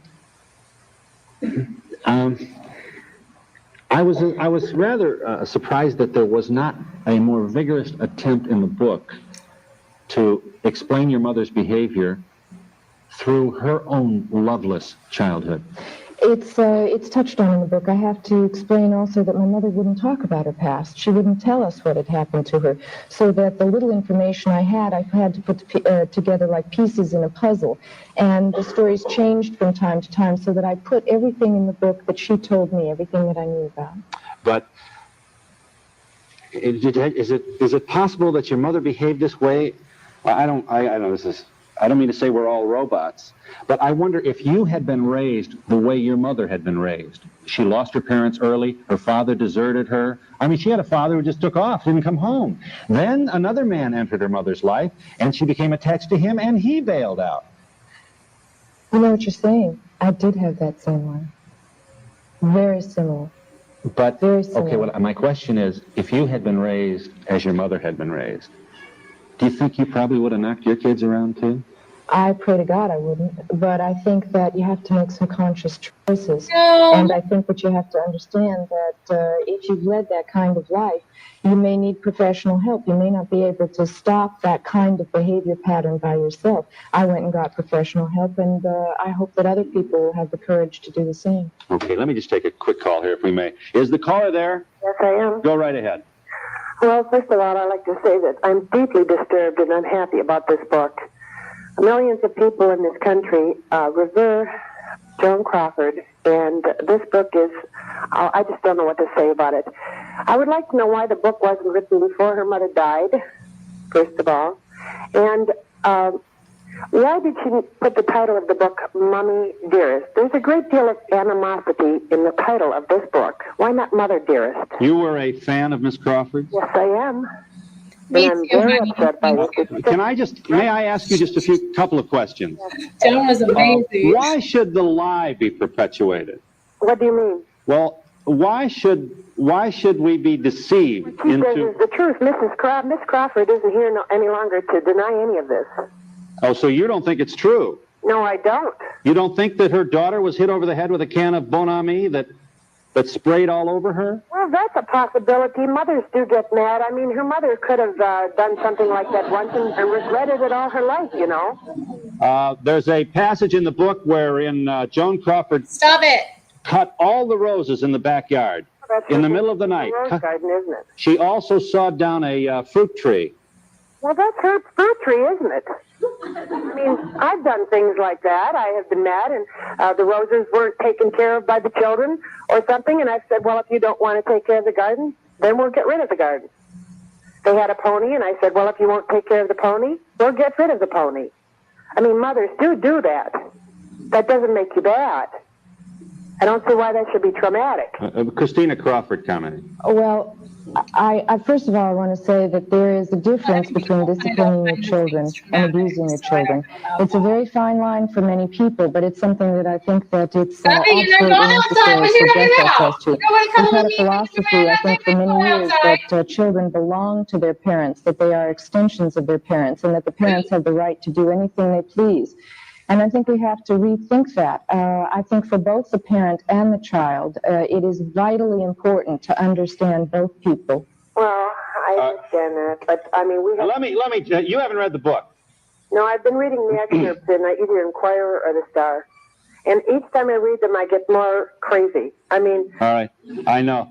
Okay, I must break. Well, may I just say one more thing? I don't think you're surprised. Hello, Mommy, dearest. And what did she do that her mother cut her off from the funds? All right, the one thing I'd like to say to you is that you're really at a disadvantage asking these questions because you haven't read the book. And I think that... Well, my friends haven't. They're as upset as I am. Well, the thing is, I think if you read the entire book, you will understand some of the answers to your questions. All right, I do beg your pardon and ask that you stay with us for the entire program. It's up to you. Mommy dearest. Why Mommy dearest? Mommy dearest was the way she signed her letters. Oh, I'm sure. Mommy dearest. All right, okay. You'll buy it, I won't. We're with Christina Crawford, and we hope you'll join us.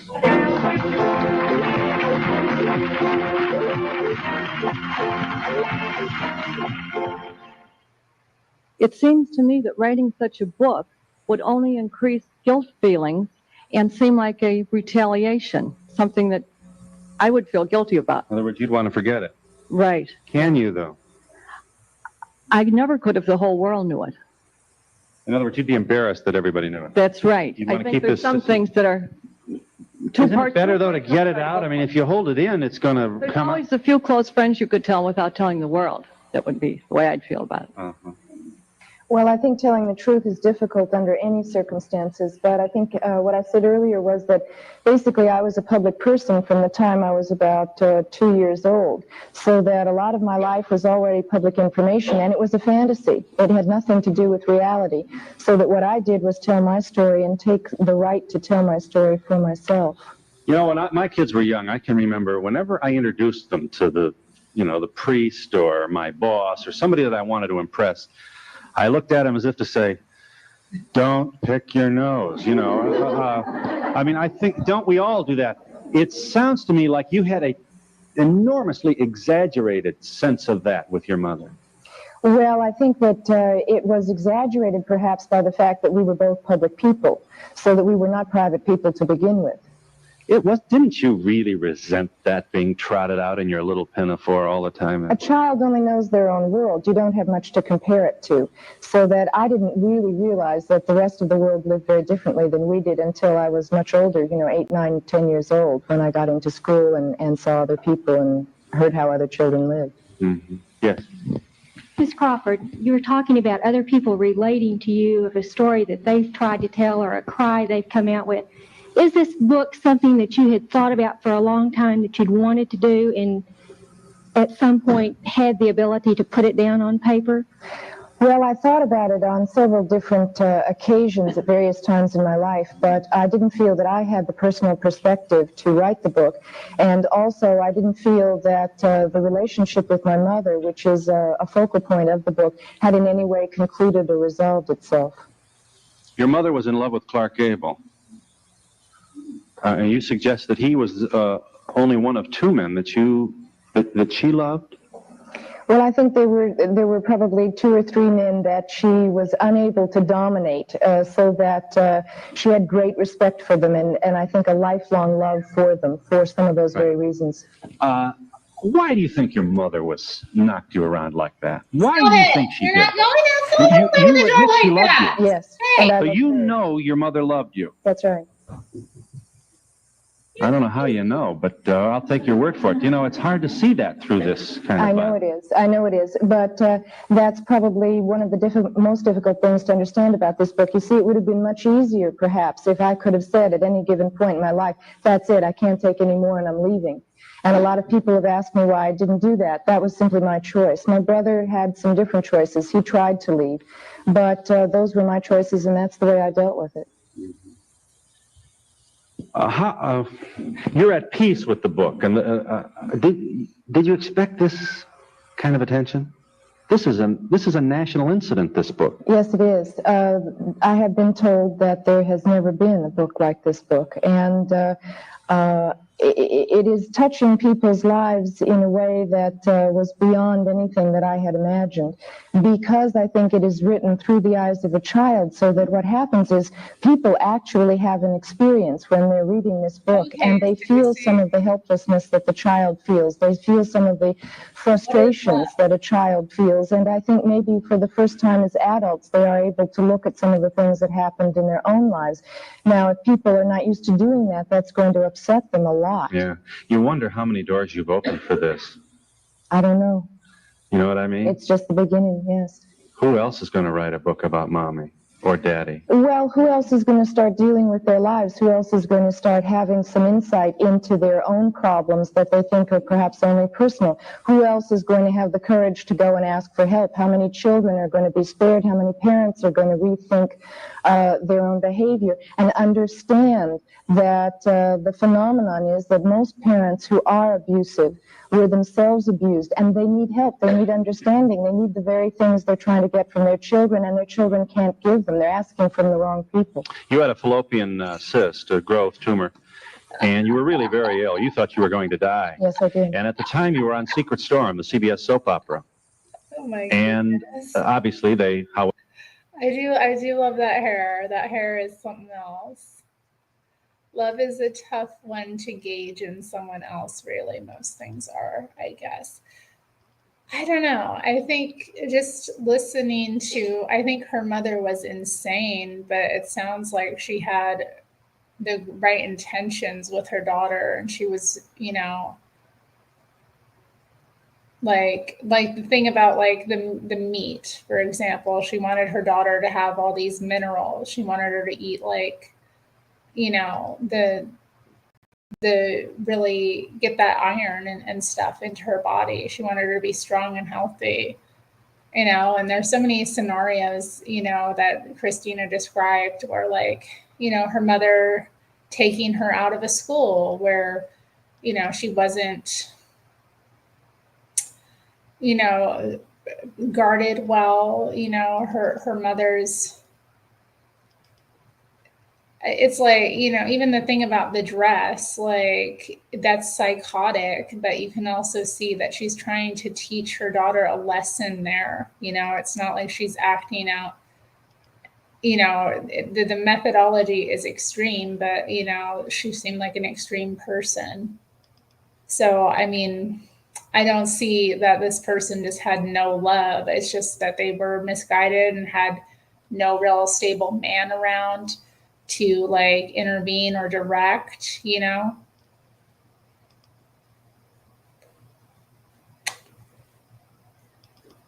saying you know too much. I say you know a lot. Terry laughed for real earlier. It was way different. I have more than one type of laugh. What was I laughing about? I don't even remember what I was laughing about. However, they temporarily wrote you out of the script. Your mother replaced you. Yes. And you thought that was what? Well, first of all, I was in the hospital. I'd had an emergency operation, and I was only in a semi-conscious state. I was extremely ill when I found out that my mother had offered to replace me. In fact, some of your audience may remember that. I was barely able to understand what was going to happen at that particular point, but it was extraordinary because I was a woman at that time in my late 20s, and she was a woman in her early 60s. But she had watched me every single day that I had been on the soap opera, whether she was traveling or whether she was at home. And we had discussed my work and that part, so she felt that she had a kinship with it, if you can understand that. But it was very difficult for her, and I think it showed. Well, it was not only difficult. You watched in horror as your mother... I was in the hospital. Yes. You were in the hospital, and up on the screen, I suppose, in the wall, like in hospitals, your mother came onto the screen as an actress playing your part in Secret Storm, and you sat there, lie there in horror because your mother was drunk. Yes, she was. Yes, she was. Yeah, but the show got way more... The book is titled Mommy Dearest, and we'll be back in just a minute. Okay, let's just pause that there. That show got a ton more views than it would have had if her mother hadn't shown up on it. She did the program a favor. She did her daughter a favor. Like, you see, it's just that this is the thing about Christina Crawford. The way she twists things to just like make her mother have like the worst possible light, even when she's doing something like for her. It's like she just, I don't know. She clearly never like forgave her mother. It's very clear. M asks if I had a brat summer. What's a brat summer? Is that a thing? I've heard of like other types of summers. I don't know, brat summer. What are the characteristics of a brat summer? I don't feel like I had much of a summer. I was, indoors working most of it. I got out a little bit, got a little bit of sunshine, but I don't know, did a couple of things, I suppose, but it wasn't that exciting. No, not all laughs are created equal. Christina has a Scientology connection. Okay, that's interesting. That's interesting. Are y'all enjoying this? I'm enjoying it. I'm going to continue.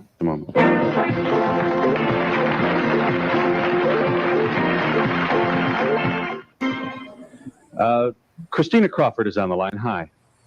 Is the caller there? Yes. Go ahead.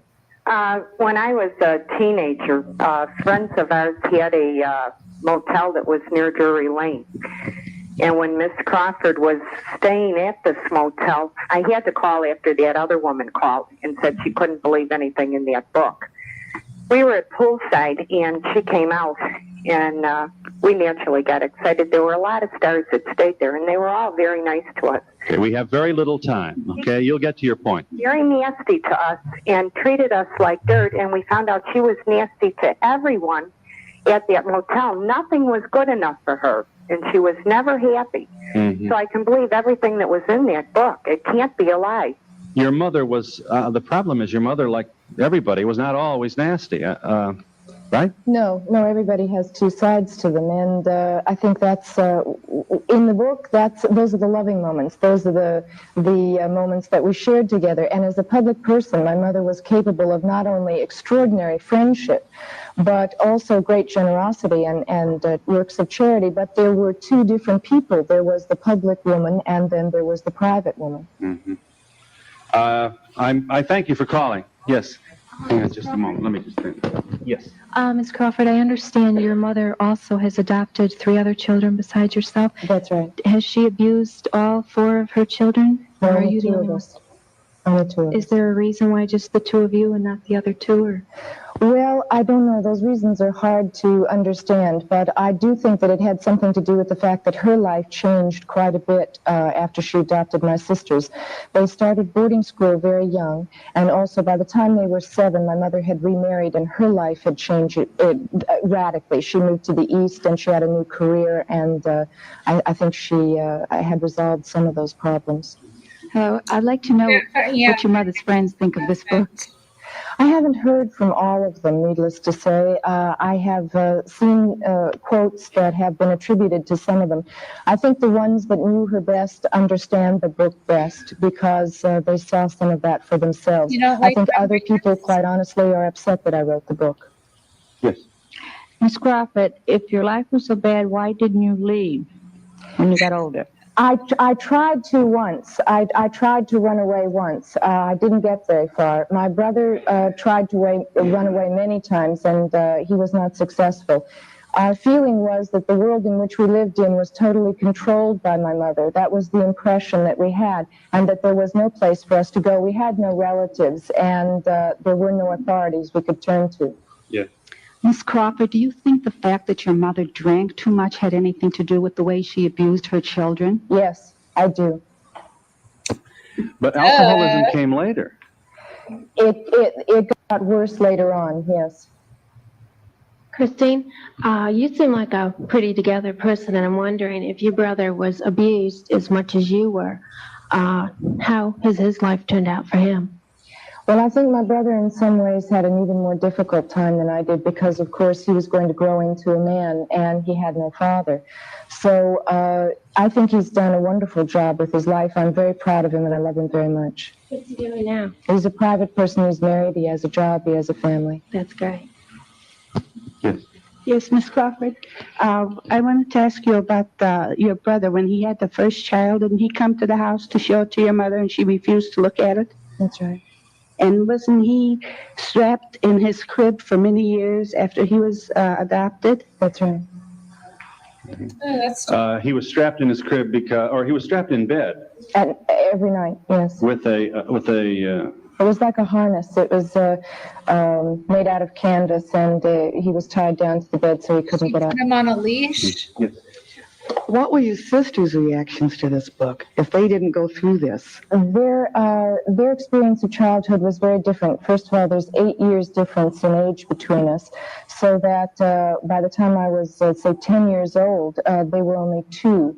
I went to boarding school at 10, and they, I think, had a very different experience of childhood. They didn't experience the same thing.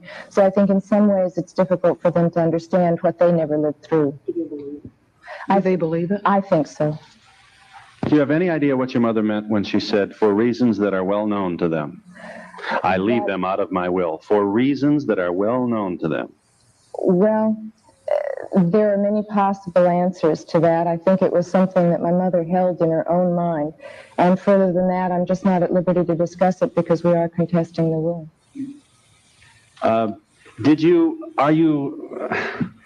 I guess there's a certain amount of guilt that everyone feels when a loved one dies. You know, if it's an uncle, there was a time when you were a kid when you didn't want to play Chinese checkers with them. You know, I mean, everybody suffers.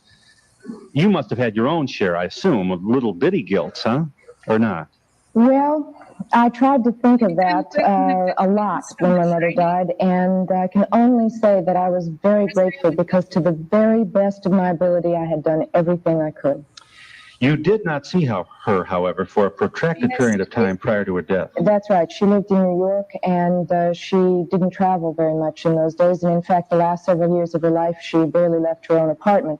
I was living in California and in the process of trying to change my entire life. I went back to school. You had gone through a divorce, a painful divorce. Yes, that's right. And I was, quite frankly, totally caught up in my own life and trying to do something else with it. So the distance then between your last personal encounter with your mother and her death was more than a year, 2 years? Yes, it was. So about 2 years. We were in contact with one another, and she knew all the details of my life.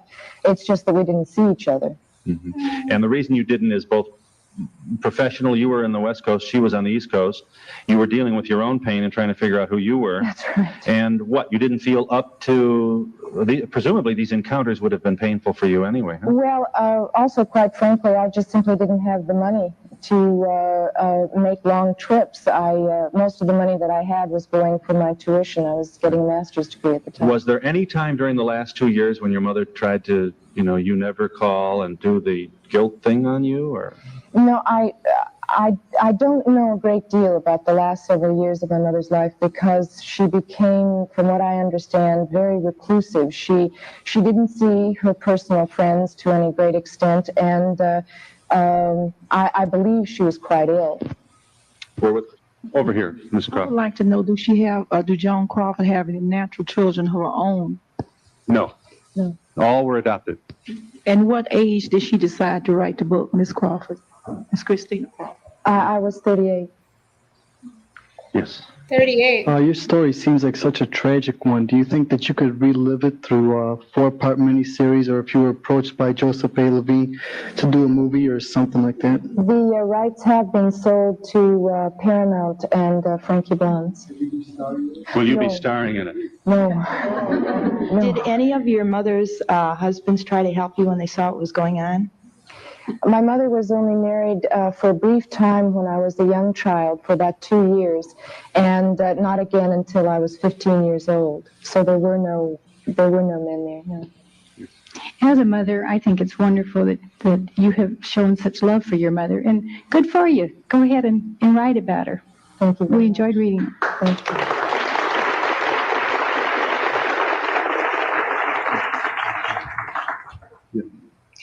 If you didn't see your mother the last several years of her life, at what point did you feel that you were reconciled with her? Both before, when I was very close to her, when I lived in New York, and during all those years, because we were in constant communication, even though she was in New York and I was in Los Angeles. Your mother seemed like she had two different personalities within her. Did she ever try to have any analysis or try to get help? No, as a matter of fact, she categorically refused any help.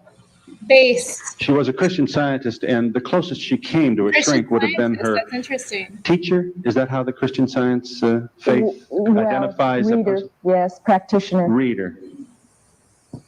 Being adopted, did you ever search for your biological parents? Crazy. I saw the papers, the legal papers, and I felt that when I saw them, my biological mother was very, very young, and I felt that if she felt the need to go on with her own life without me, I'd just as soon leave it that way. Yes. Yes, I wanted to say, as a public health nurse, it's been my observation that the overprivileged children have been victims of child abuse as well as the disadvantaged. And I feel that you're opening up a nest of worms to show this major social ill of our society, that we must work for child abuse. And I wanted to ask you, Christine, if you would be willing to work for the child abuse program.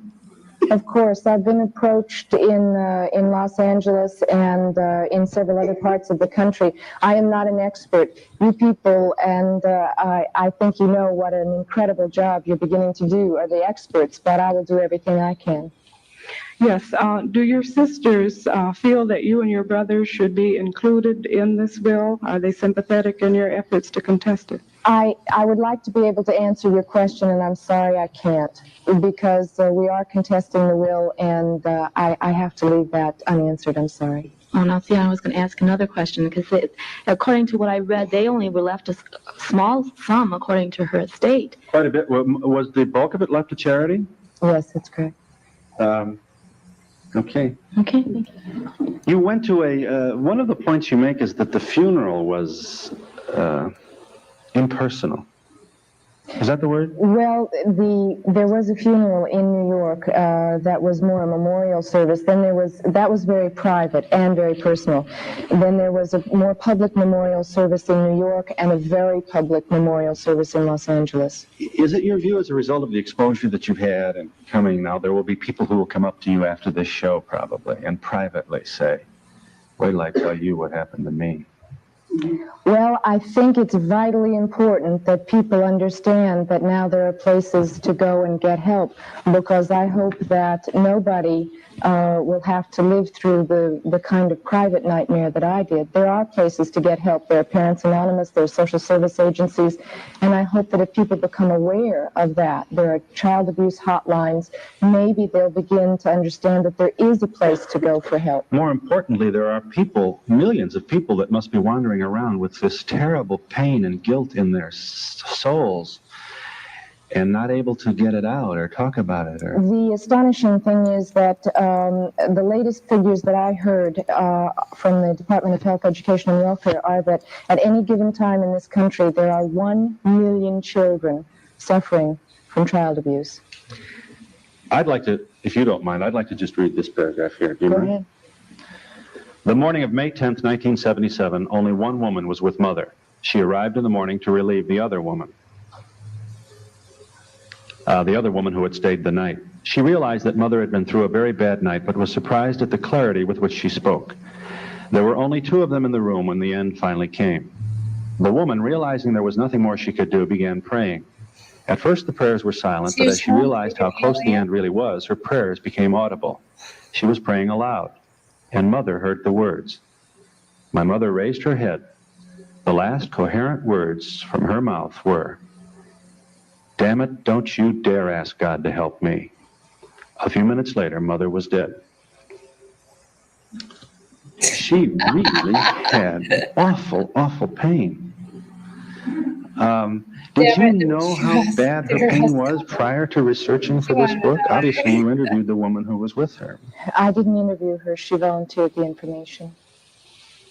We're in Chicago with Christina Crawford, and we'll be back in a moment. Okay,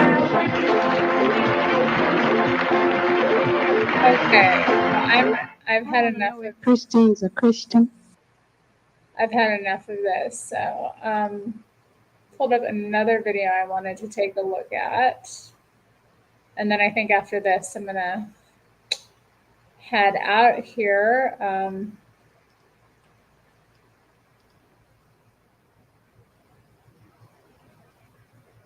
Her other earlier books included Sex, Art, and American Culture, also Sexual Personae. And I am pleased to have her here to talk about some of her ideas and some of the controversy that swirls super around. Quiet. I'm not hearing it well. I think it is on this broadcast, and I'm happy to have you. Very quiet. Good to see you. Now, you want to talk about some things, and I want to talk about some things. First of all, me first. Here is the Civilized Guy.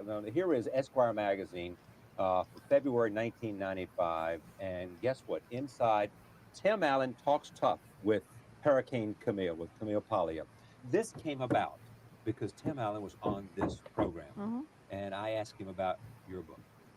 Yeah, that's right. Because he I'm asking about his book, talking about you. His best-selling book, #1 bestseller, mentions me at the very start as a great writer, and then you brought it up me to him. He began talking about his influence by my writing, and then the Esquire editors sent me across the country. Little thieves that they are. Yes, sent me to meet Tim Allen in Hollywood, and he and I arm wrestled. You hung out perfectly together from the beginning. Yeah, I mean, Tim Allen and I are on the same wavelength. He's a real guy's guy. I like him, a real proletarian guy. And you are? Well, I'm the working class intellectual, is what I am. Okay, I'm stuck in the street. Okay, by ordinary people who say to me like, "Give him hell, girl."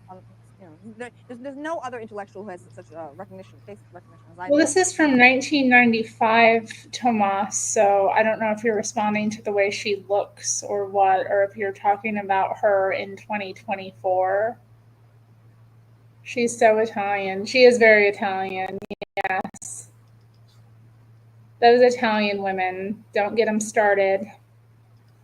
With ordinary people, working people. Okay. Let me. A lot of them are really beautiful. I just have to say that a lot of Italian women are just like, there's something in the water. I don't know. Tim Allen, they're gorgeous. On this broadcast talking about our guest, and we'll move on to other things. Just Here it is. fine bone structure, placement of features. I like her anger and intensity, and then love of rock and roll. Yeah. It's very difficult not to like this person, and plus her wealth of, I mean, sexual persona, and this is a PhD and a lot of education. Good Lord, you read the book and you go, where do you have the time? Yeah, I was hoping to see that. 16th century art, the famous this guy, and it was the famous this guy, and this art is here, and this represents in Greeks, and she makes such great points that one of which it's hard to explain what that means, but the clergy used to celebrate young boys, and it's the same clergy that's now put in jail for that same. Yeah.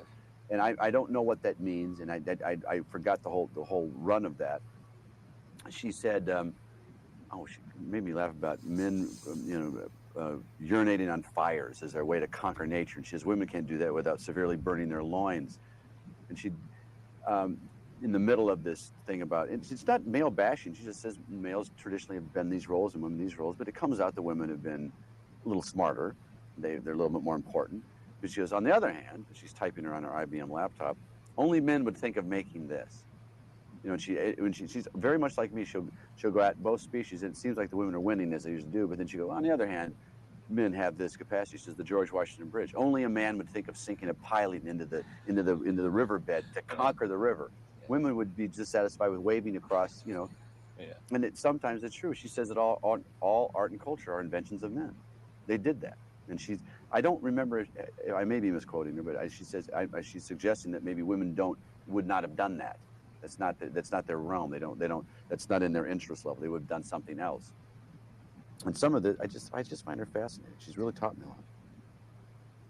Tim Allen talking about Camille Pawley, as I said, Esquire magazine, their conversation. But what you end up with is both of you believe women are stronger than men. Yeah, women rule the universe. Goodies, baby, would so marry me. Okay, well, you know, make it happen, dude. It's completely wrong. It's a reverse of the truth. But you also believe that if the world had been left up to women, would they still be back? What was your expression? In grass huts. Civilization would still be in grass huts. Yes, that's what I'm saying. Isn't that inconsistent? No. I mean, the point is, feminists feel that we should be back in communion with nature again. Okay, back on the plane. No, what I'm saying is that these whole huge constructions of the history of architecture and of the George Washington Bridge and technology and spaceships and so on, these are all created by male anxiety, flight from woman. Okay, and I mean, basically, like Tim Allen, my theories about sex are coming from everyday life, everyday observation. Flight from woman due to anxiety. Stand-up comedians are closer to the truth about sex than the feminist establishment. Then we do make them anxious, don't we? Well, because they're working with an audience, and so they're looking for that spark. It's from 1995, Thomas. So that's why, as things change, it's the comedians who are changing like chameleons, okay, with the culture, right? Whereas the PC dinosaurs that I'm in conflict with in academe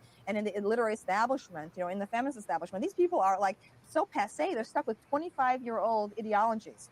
All right, we're going to get to a lot of this, but let me just make one other point about Tim Allen. You also acknowledge that there is going to be a war between the sexes. That somehow there is war between the sexes. We're at war. But by virtue of the fact that woman rules the reproductive matrix. Okay, every boy staggers out from the shadow of this mother goddess, in whose body he has dwelled for 9 months. It is in ancient mythology worldwide. It's truer. It has much more truth about this mystery, the uncanniness of that than our kinds of feminist rhetoric today. Here's what else you are in favor of. I'm just going to tick some of these off and get to the world of academia as well. You're in favor of the death penalty. Why?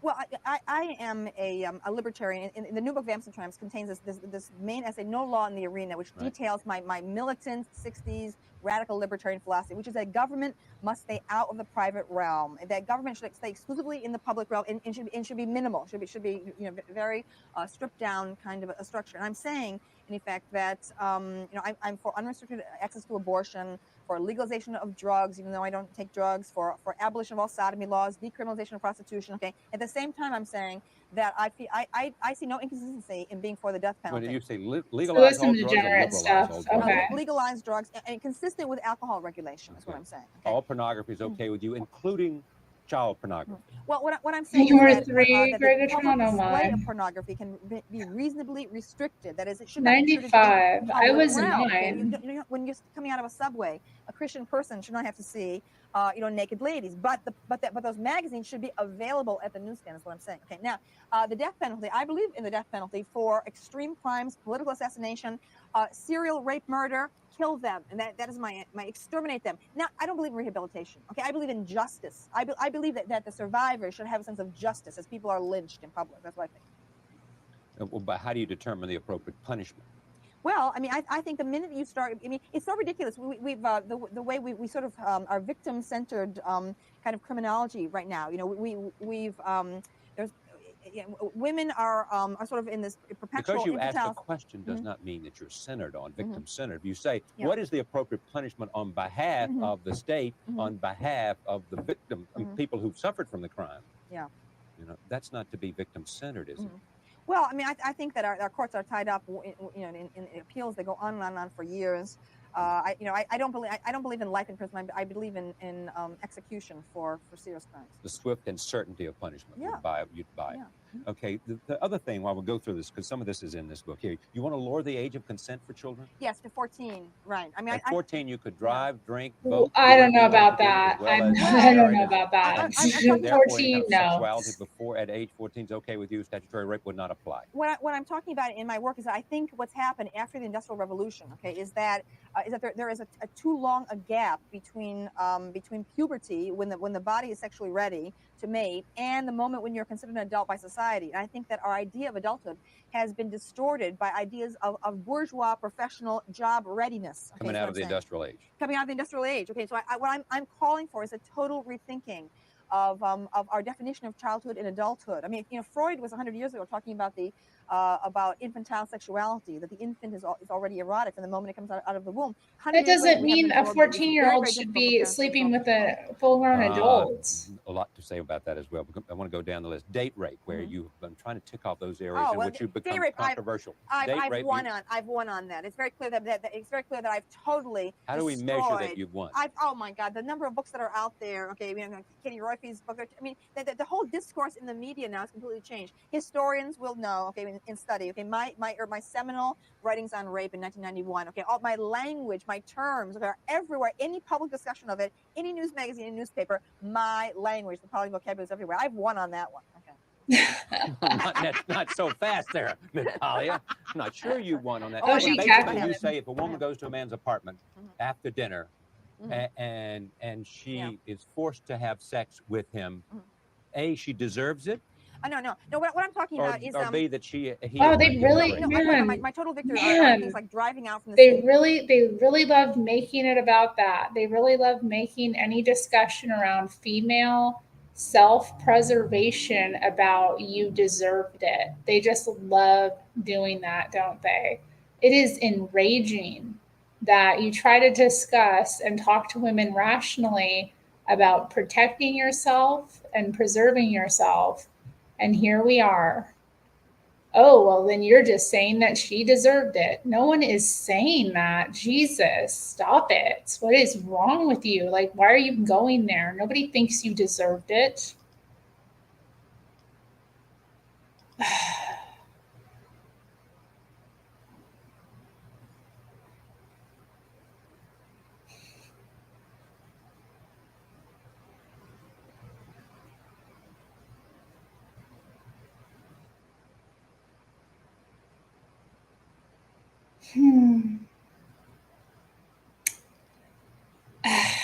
These dopes, like, it's so, like, the emotionality, it's insane.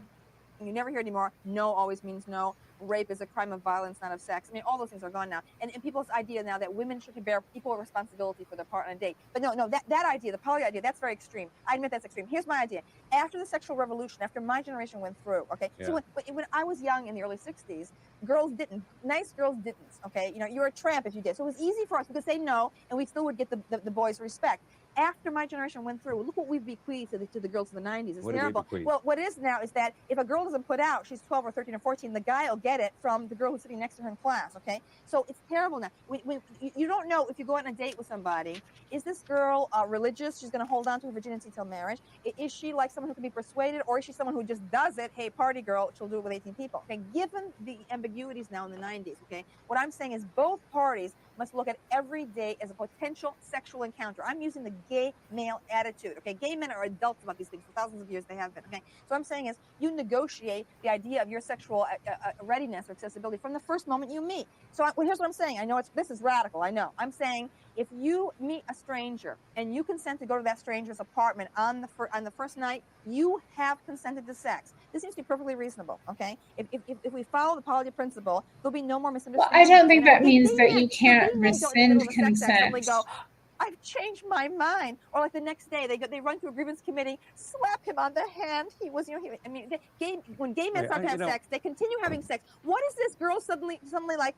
I was drunk. All right, if you're drunk and you kill 5 people on the road, okay, are you let off the hook? No, okay. I want no more special protections for women. Okay, no, I want equal responsibility. I want equality. If you go to his apartment, by your logic, you deserve whatever you get. You deserve. You're putting the loaded word in there. I'm saying that you communicate your readiness for sex by your body language, by what you're wearing. Okay, suppose, let me set this Yeah, scenario. she's a boomer. Right? You meet somebody, you meet a man that you're interested in, and you like him, and you have dinner with him, and you do what, and you have wonderful conversation, and he says, he takes you home, and you says, "Come on up for a glass of wine." No, good night. no. And then finish, and he says, "Come on up." Yeah. You say, "Come on You're up." playing Russian roulette. Okay, you're playing Russian roulette. Okay, You're playing Russian. You are because the point is, I think that what you're by saying yes, okay, you're saying in effect, I'm considering sex with this person. Okay, now I don't think anyone has a right to put his I don't without your consent. I'm a libertarian. Right. Okay, but I don't do that. Like if a guy like takes you home, or like if a guy like, no, you're not coming up. You know what I mean? Like, and I'm definitely not going to his place. Like, I agree with that. I think that's sensible. I think even like,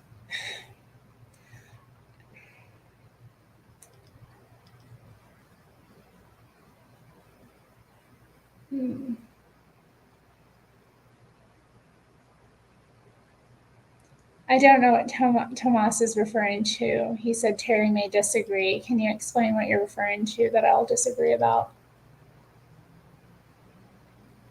The boomers were very dark. I mean, the boomers were very corrupted. Like, that was Woodstock generation, you know. They were involved in like the anti-war movement, you know, the civil rights, women's lib. I mean, they were involved in all kinds of things, radical political movements. I believe that the boomers are the ones that placed you all in this situation. Oh no, I agree. Boomers are not, people like talk about boomers as if they're like these anti-progressive reactionaries, and very few of them are that way. Very few of them are that way. Yeah, they were into all kinds of counterculture. Yeah, hippie stuff, free love. They were doing this stuff. They were practicing like polygamy, having like multiple partners outside of wedlock. They were involved in all of that. Outside of wedlock, drug use, you know, experimenting with different types of lifestyles, like all kinds of weirdness. So, yeah, your parents are baby boomers. Were they old when they had you?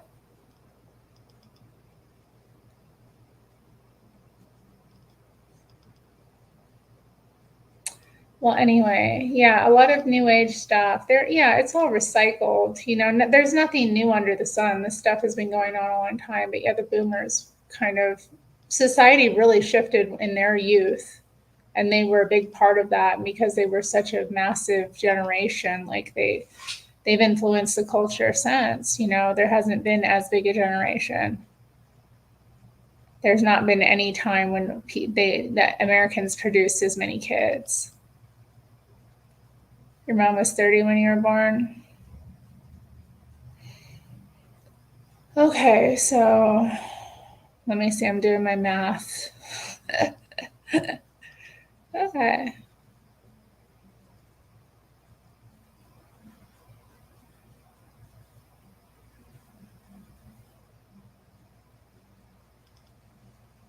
Okay, I need to stop getting distracted. The power of a large man. Hey, the guy could be Ted Bundy. He could be Jeffrey Dahmer. Wake up, girl. Okay, life is filled with dangers. Okay, so gay men know this. Gay men understand the dangers of the street. They're cruising in parks. You understand? They get beat up. They get killed. Okay, for thousands of years this has been going on. I'm sick and tired of women having this overprotective kind of infantilized condition. Okay, where it's sort of like, oh, that poor white middle class girl. Look what happened to her. I'm tired of that. We women of the 60s, okay, demand the equality of opportunity. I'm tired of talking about this. Okay, I mean, I've won this argument. You know, on the cultural stage. The date rape thing is dead as a doornail now, thanks to me. Okay, and sexual harassment also, except for Miss Anita Hill, who keeps on popping up. What is it you don't like about Anita Hill? Anita Hill is the biggest phony. Oh, please! 10 years later, okay, suddenly she comes on the scene. Oh, and this man is being. So what are you saying about this man whom I don't think was particularly fit necessarily, okay, for that nomination for the court. This man is 10 years later being asked to reconstruct Lunchtime conversations. Are we in Stalinist Russia? Where are we here? Okay, that is totalitarian. The whole thing down the pike. And sort of like, oh, and now big new evidence. That crappy book by those Wall Street reporters. You know, now they found. Oh, wow, he had a Playboy centerfold up in the kitchen. Hang him! Oh, get out of here! It is embarrassing. They found no evidence. It is a scandal. The promotion of that book, of that new book, nominating for awards. What a cultural elite put up that thing is. Well, I think American Spectator must be your Bible then. Oh no! I'm not a conservative. I am absolutely not. Okay, I'm not on that side. Exactly. She doesn't sound very conservative on that issue. Okay, that's true. David Brock got a bed. Hey, come on. Yeah, come on. David Brock has legalize all drugs and porn. On this issue. He's been dissed on every. Yes, absolutely. Okay, David Brock deserves a better hearing than he got. As far as you're concerned, Clarence Thomas didn't lie, and Anita Hill did. Or as far as you're concerned, it's irrelevant what happened 10 years ago. If there was a sexual harassment case to be made, it should have been made then. I don't think. And you say to women, no matter how frightened you are by it, no matter how you considered you had no options, no matter what the fear that lived inside of you, it doesn't matter. If you don't have what it takes to go outside and leave the man, leave the job, then you deserve whatever happens to you is your problem. That's not what I've said because why is that what you just said? I lobbied for in 1986 before all this started. I lobbied for sexual harassment guidelines to be adopted at my university in Philadelphia. Moderate. I'm talking about quid pro quo. If someone says to you, "You must sleep with me, or you're not going to get promoted," that's sexual harassment. Yeah. Anyone telling an off-color joke to you, this is a democracy. Anyone has the right to use any language to you at all, at any time. You must develop the language to fight back against it. Okay, all right, that's what I'm talking about. And so, what should happen to an employer who is fondling one of his employees? No one has a right to put a hand on you. Okay, so if he is doing that, first of all, it's up to the woman the first time it happens to say, "Stop it." Terminate the fantasy. Now, Vamps and Tramps, I'm talking about this. I'm saying most women go along with it they go along for a year or two. Then suddenly they decide, "Hey, I've been sexually harassed." Lawsuit. Okay. Now I'm saying from the first moment you arrive at a job, okay, or at school or anywhere you go, okay, you are communicating what you will take. You set the borderlines. I'm saying I'm empowering women. I'm saying get with it, girl. Okay, but I'm tired of talking about this. Well, what is it you want to talk about? All right, let's what talk. Is it? I mean, all of this is in this book. It's everything. Everything I've mentioned so far is out of this book. That's true. But what I'm saying is the universities. So we don't want to sell this book. Forget this. The universities are in a state of decay. That's also in Vamps and Tramps. I'm talking about I have an open. Because you're all upset about political correctness and multiculturalism. And any violation of the canons. You're right down the line. No. All of that. Well, on World TV, I find a lot of your comments really just not at all. I'm talking unnecessary. I'm talking about how the universities have abandoned what should be the center of the university. Like, what does that even mean? Okay, all right, now I'm on the record. My last book, Sex, Art, and as if it has anything to do with multicultural course I taught at the university. Okay. With an Asian professor. Okay, I believe in enlightened multiculturalism based on scholarship. What's the difference in unenlightened and enlightened multiculturalism? Okay, I'm totally opposed to any politicized agenda. Good night, Maina. In the classroom. Okay, I do not want this crappy melodrama being taught to our students that Western civilization is filled with evil patriarchs, and out there are the wonderful people of color. Okay? Well, but I don't think anyone that I know of. Oh, here's going to get interesting. Well, just think of what you just said. The new historicists, listen, you don't know, Stephen Greenblatt, the new historicists, okay, I mean, my God, every word out of their mouth is about the evil of Western culture. You don't know how bad it is. All Western culture is evil, and all you don't know how bad it is. Asian or African culture is unflawed. These people in the who have control of the university's humanities departments now do not believe in great art. Okay, they do not believe they believe the dead white European males are just are been canonized. Well, Skip Gates doesn't believe that. Skip Gates, what are you talking about? Henry Gates at Yale.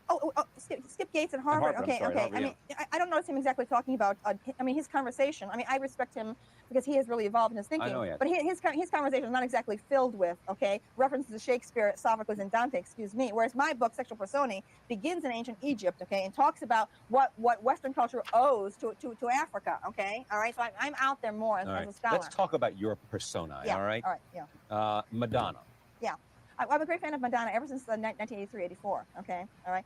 And why? What is it about her? I mean, she's a brilliantly talented woman who unfortunately has made a lot of stupid mistakes, all right, and is now in a low point. But a lot of the great stars appeared in box office poison. Okay, but what is it you like about her? What is it that sort of resonates with you? For about 7 years there, she really was the cutting edge of world music. She really was.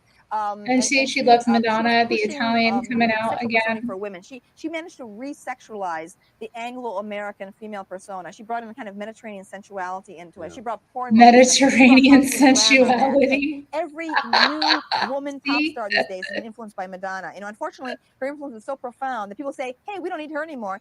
But listen, I'm telling you, 20 years down the road, women in Japan, okay, rising in corporate or rising in the politics, okay, rising in those worlds, they're going to say Madonna inspired me because she liberated me. Oh, she has liberated women in Japan. You also said the other day, or said in this book, I think you talked about Rush Limbaugh, Ross Perot, Howard Stern. Who else? Madonna liberated. These are parallels to me. They're parallels to you. Thanks, Madonna. Crazed populist figures, okay, kind of lunatic figures who are great analysts, outsiders from the outside. Yeah, I can't hate Madonna. And who communicate ideas with entertainment. Is that your notion of them? Yeah, and I think that that we just we have kind of a populist style. The establishment is so incestuous now on the East Coast, the literary establishment in New York, in Washington, in academia, and so on, that you need figures like me from outside who are like this kind of crackpot. I'm a kind of Annie Oakley figure, I think, okay, kind of sharpshooter coming from the outside. You don't want to live in New York City. You want to live in Philadelphia. See, yes, exactly. And I don't even live in Philadelphia. I teach in Philadelphia. I live in the suburbs where I can listen to people in the shopping mall and find out what's going on the street and so on. What are they telling you is going on? You want to hear how ordinary people live. Now, see, when I first came on the scene 4 years ago, my friend Lauren Hutton said to me, "Move to New York." I said, she'd know. Boy, she'd know. No, but what I'm saying, she said, move to New York. This is the center of the universe. And I say, no, you're dead as an intellectual the minute you move to New York. Why is that? Because you only see other people who agree with you. Again, other famous people. I don't go to parties. I go maybe one party per year. You know who lives in New York? Who? Rush Limbaugh. Well, he's moved here now. Okay, to be He's been here since.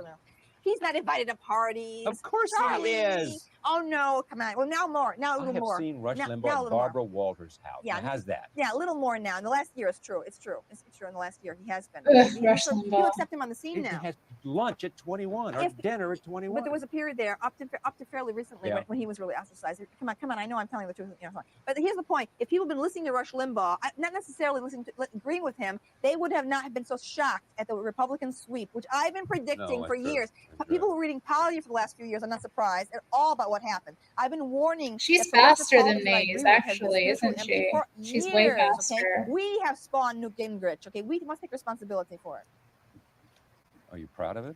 No, I'm not happy with it because we have a new kind of regime which is not at all sympathetic to art in the least. Now, and they don't seem to be very libertarian either. No, I know I know. All right, but who's to blame? Clinton, whom I look forward to voting for again, and you're going to vote for Clinton again? Yes, I like Clinton. Is that because you like him or you like her? I like him. No. She's made so many mistakes. Evita Peron, please, of the White House. Oh, give me a break. No, you don't like Evita Peron of the White House. Listen, Clinton, our side, the Democrats made. The Democrats made so many mistakes. Okay, if Clinton had made the changes he promised, okay, we wouldn't have this Republican like now. What?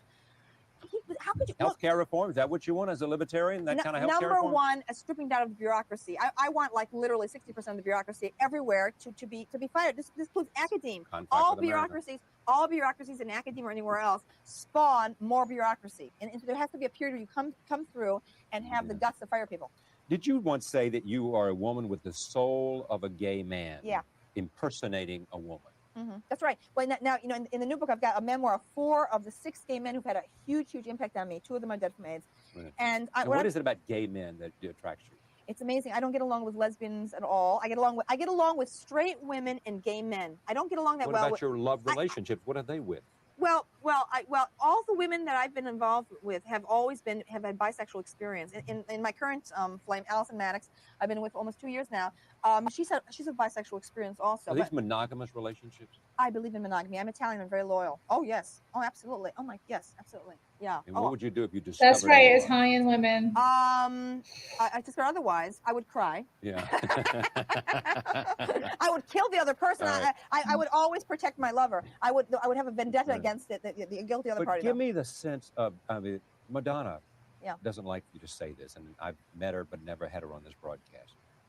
I'm told, it may not be her feelings, that to say to her, that she's a marketing genius. She doesn't like that because she wants to be thought of as a musician, and that somehow, if you say she's a marketing genius, it suggests that somehow her savvy about the market has compensated for her absence of musical talent, and also her absence for innovation and all of those kind of things. It's all marketing and advertising and some understanding of the selling of sexuality. Right. If you say, I don't like any of believe that stuff her, about you Madonna. believe I that just she's like some of her genuine music. talent. She's a very shrewd businesswoman, as was Joan Crawford. Okay, I think she's a major artist as well. Okay, she's a profound impact on popular music. She's never been honored with a Grammy. Shame on the Grammys for that. Okay. She's also created a persona, the Madonna. You've created a persona. Well, yeah. And you're right about it. What is it has guided you in doing that? Well, what's it about? First of all, you have to remember, okay, that I'm 47 years old. I was totally unknown until 5 years ago, okay? So people think that somehow that, I mean, I wrote a book for like 20 years. I was writing that book. It was rejected by 7 New York houses, okay? I'm the overnight success that took 20 years. Okay, so what's the difference? My students all know, okay, who have been in the classroom with me for 23 years, I'm the same person, okay, on television. I am in the classroom when I was not known. So when reporters ask my students. If I'd known you 10 years ago, I'm the same person. Just the same. I'm the same Now, person. what is it you did at Bennington in 1980? When I got fired? Yeah. Oh, I had a fist fight at a college dance and I got fired. Yeah. With a woman or a man? Was a young male student or a female student? It was a student, wasn't it? Yeah, it wasn't one of my students, but it was a student, yeah. You hit a student? No, she took a punch at me, and then we were fighting, and it was like a big brawl. And police, it was every year was something there. I kicked the student in the rear end there. That was She got into a fist fight, and she kicked someone in the rear. I'm out of control. I'm an out of control person, okay? I don't do well in institutions. I really don't, okay? Yes, I know. I'm a true 60s person. I'm a rebel. True 60s person. I'm a rebel against authority. I really now, that's am. what Rush Limbaugh and Newt Gingrich are running against. Yeah, the I know. 60s. Yeah, I know. Right, that's right. That's why you need me on the scene, okay, to show that what Rush Limbaugh and Newt Gingrich are talking about in the culture. They're diagnosing legitimate ills in the culture, but their prescription for Italian women is wrong. go But I'm saying off Vamps and Tramps. Here is a radical 60s answer to those legitimate gripes about the direction of Western culture. This from the New York Times. Yes. Well, I'm interested. I think I'm going to read her book, whatever one may think of Stacey. as I haven't read it, so I'm curious. With world religions the core of her curriculum and mythology indistinguishable from Hollywood PR, one must admit that she's having more fun than most academics as she acts out, flies about, and outshouts the object of her ire. She positions herself with Ross Perot, Rush Limbaugh, and Howard Stern, who with our, quote, raging egomania and volatile comic persona turn towards the loopy, helping restore free speech in America.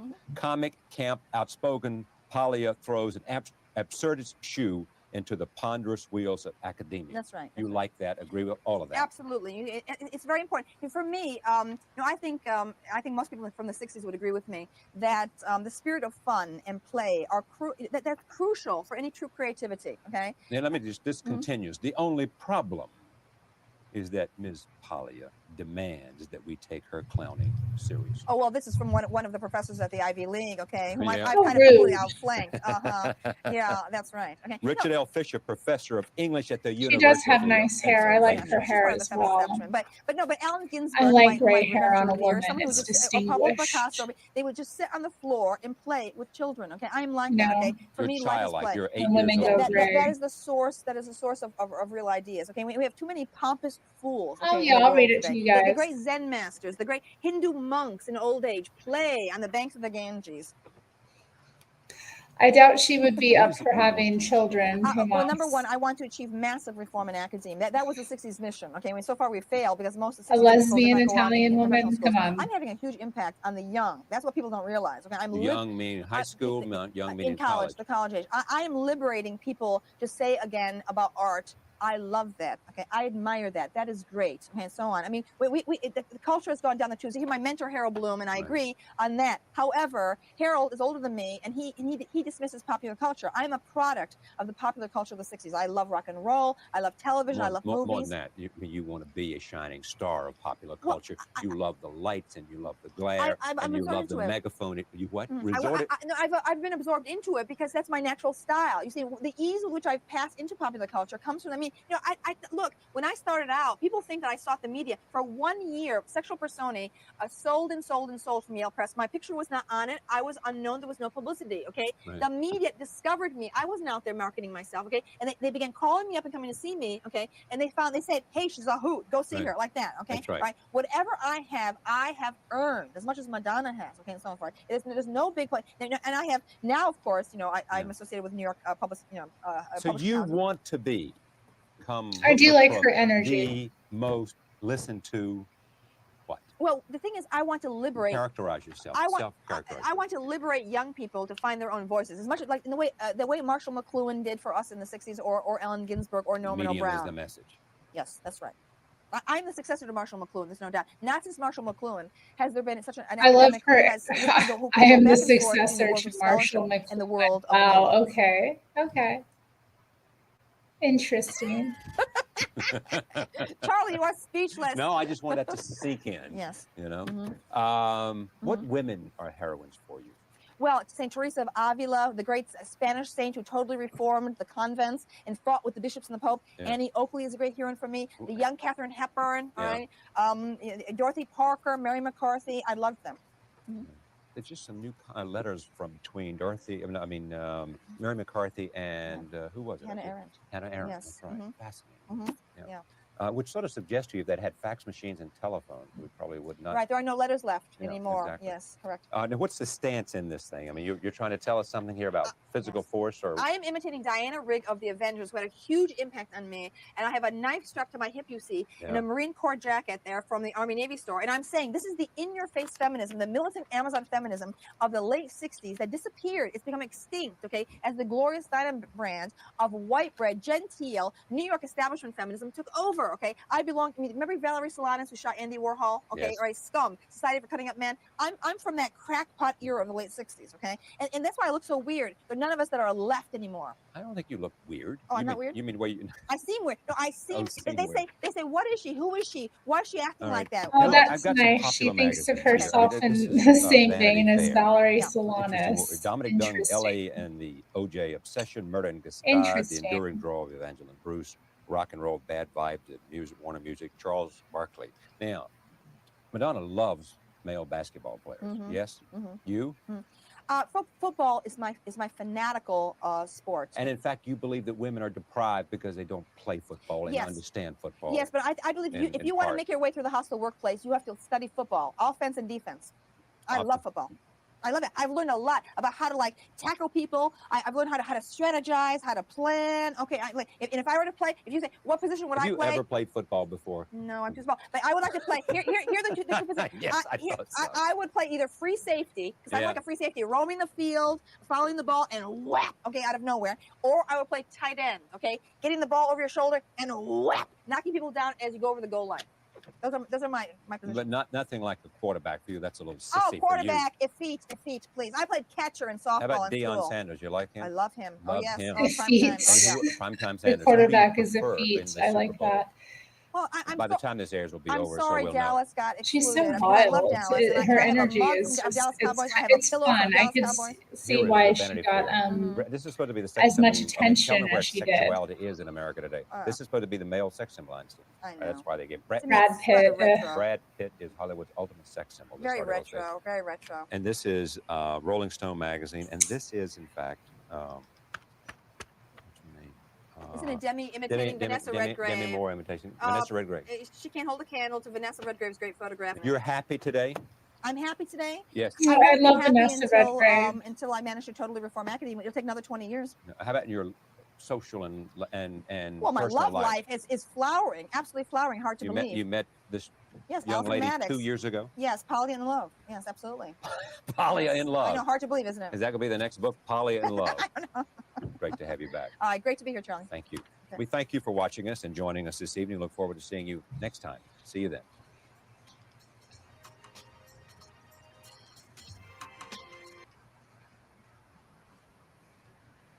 Indeed she did, Tomas. Indeed she did. Valerie Solanas says she looked like a mean woman. She was something, I have to say. when I was a radical feminist, people like loved the Scum Manifesto. But you know what? A lot of people don't realize about that book is it's actually a form of pornography. It's humiliation and like there's a well, I don't want to get too much into it exactly, but there's a genre of, we all know, it's a type of perversion that some men are into where they enjoy women like degrading them. So the book was first printed and released by a pornographic company, and she was a prostitute who, like, that was one of her things that she specialized in was humiliation. So yeah, so a lot of these feminists that just love the Scum Manifesto, like they read it, they breathe it. I'm like, you know, this is pornography you're into. You know, this was written for men, this wasn't written for us. That being said, I mean, it's an interesting read. I do feel for Salamis. I mean, in her mind, Andy Warhol, you know, did her wrong. He stole her manuscript, and she was he was this very famous, well-to-do, established person, and for him to like steal from her she was very upset about it. And she was also not mentally stable. She was a very dangerous person, and he shouldn't have been involved with her in the first place, but I think she amused him, and he was happy to take advantage of people who were creative and like desperate. So, you know, lesson, just like we discussed, you know, he didn't deserve it, but, you know, still he could have taken precautions for his own safety.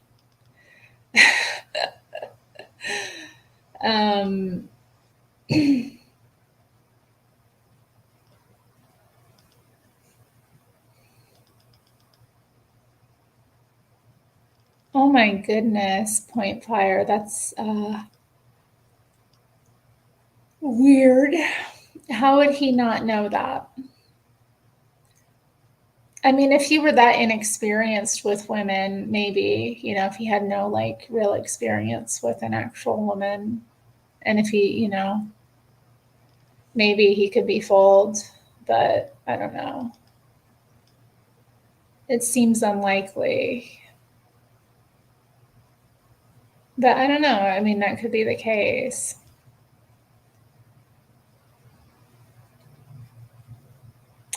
Mary Herron made a great movie about Salamis. I haven't heard of it. What's it called?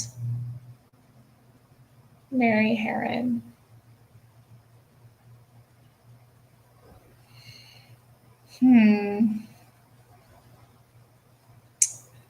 Well, yeah, this was fun hanging out. I got my nails painted up a bit better. Oh, I've seen I Shot Andy Warhol. I didn't realize it was the same film. That stars, what's her name? Oh, gosh. Oh, goodness, what's her name? Well, it was well done. I agree. I Shot Andy Warhol was well done.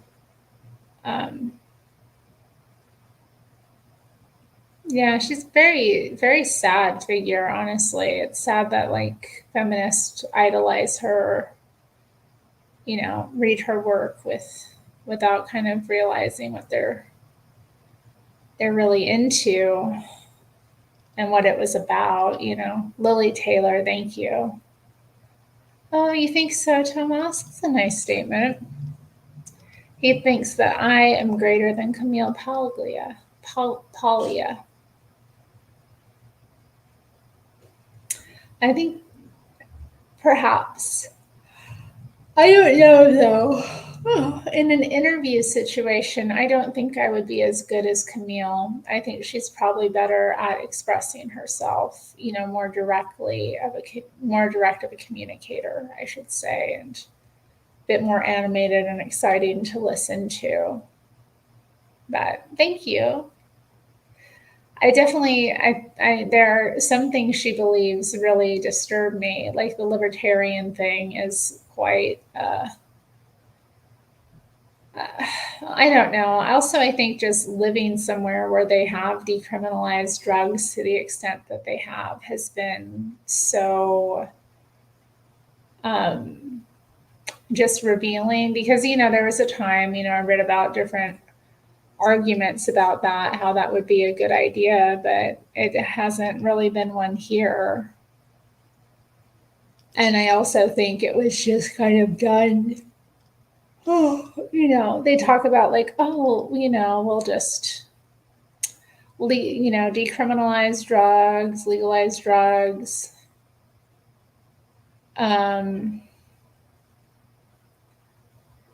Tomas, I don't know about that. The age of 14. I don't think that an adult person should be sleeping with a 14-year-old. I really don't. If you're talking about like a 14-year-old being introduced, to society, having their coming out, a debutante sort of thing, that's different.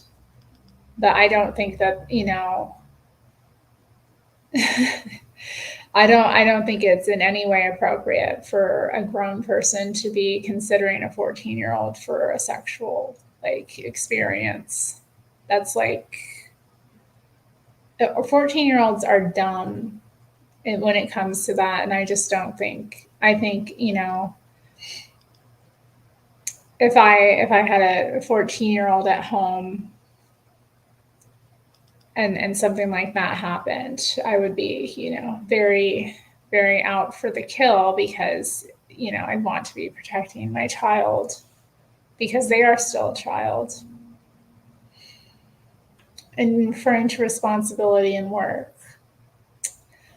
I mean, I think kids should probably be introduced to work before then, even, in different kinds. But yeah, I had to work as a teenager. I had a job at 14 on. I had to work every summer. So yes, that's in Stacy says girls are women at 15 in Mexican culture, which is another reason why I don't like it. Yeah, I don't think that's, I'm perfectly comfortable with 18 being the age of consent. That being said, there are loopholes in this, and in many states, there's, I was talking with a Dutchman recently, and he was saying his country is better because they don't have child marriage, which essentially is any marriage that occurs before the age of 18. And I think a lot of the times that can be an exploitative situation, but I don't know that it always is. Although I don't know if I had a child under the age of 18 and I had to sign off oh yeah, you can get married, if I would be, I don't know, I'd probably be averse to that. I'd definitely want my child to be, 18, preferably even, I'd want them to be older to get married. Oh my, Stacy, that 12. Oh. I didn't know 12 was the age of consent in Mexico. That's upsetting. My cat looks like a cat woman preparing for a heist. Are you up for a heist, my little cat burglar? Are you up for a heist, my little darling, my little kitty cats? Yes, do you want me to get off of here and go to bed? I think that would be good.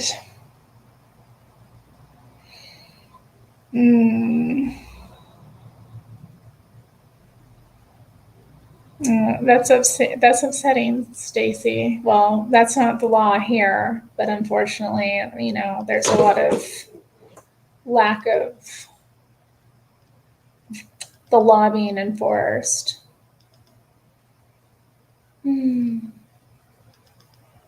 He's a good kitty. Are you a good kitty? I think you might be a good kitty. You look like a good kitty. You look like a good kitty. Look at them green eyes. Look at those pretty eyes. Wow. What nice eyes you have. You have nice eyes. Yes, you do.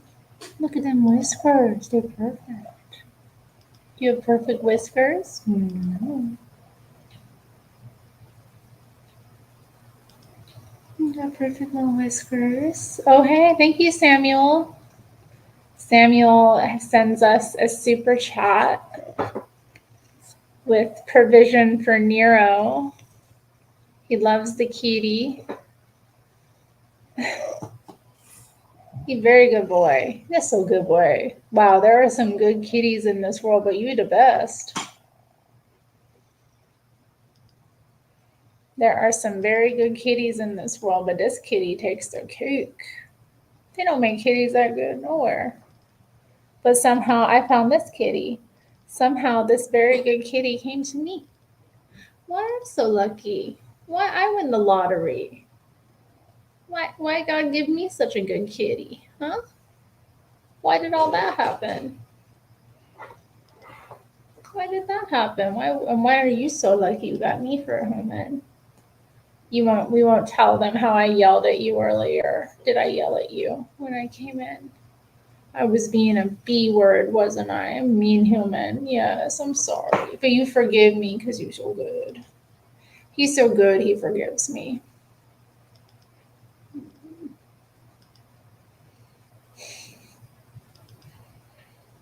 I'm not the nicest human, but he forgive me anyway. He forgive me, he love me anyway. Wow. Wow, I'm so lucky. What? Man, I'm tired. Okay, guys. He'll write a memoir about me. You wouldn't lie about me, would you?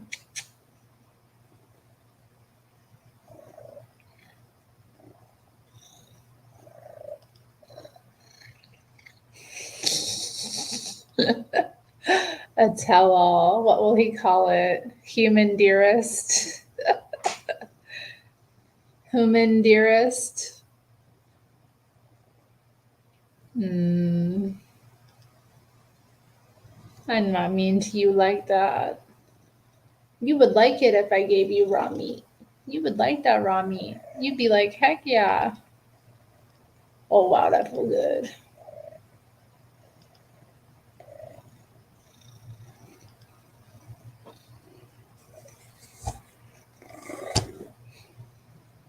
You so weird. No, it's like he's giving y'all a kiss. Isn't that nice? Get a kiss? Can you kiss me? Why don't you get on my lap a little bit? Why don't you get down here on my lap? What are you doing up there? Oh, he's taking over the stream. Look at him. Look at that.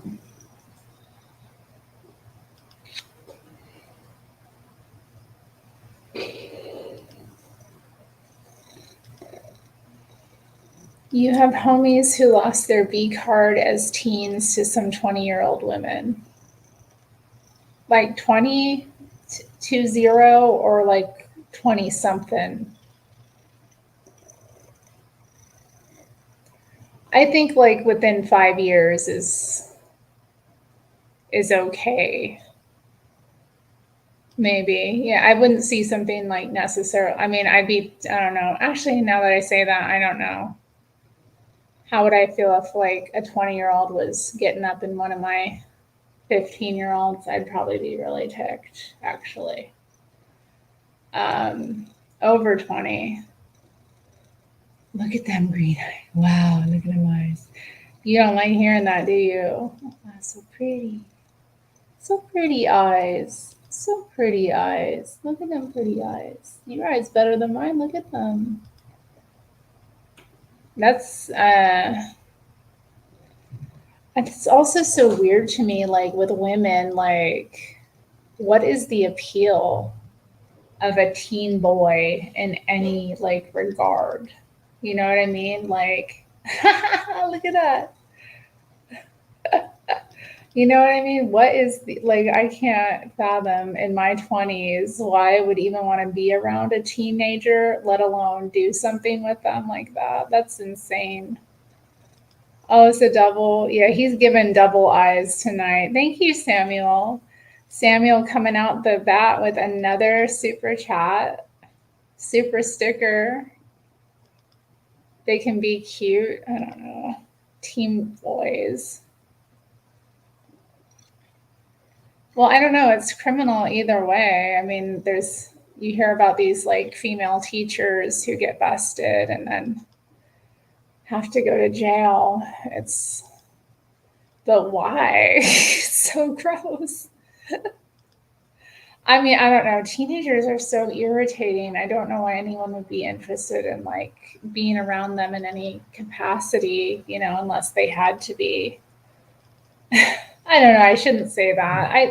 Teenagers can be, interesting people, decent people, lovely people. But I mean, it's just for that kind of, it's weird to me. Yeah, it's very weird.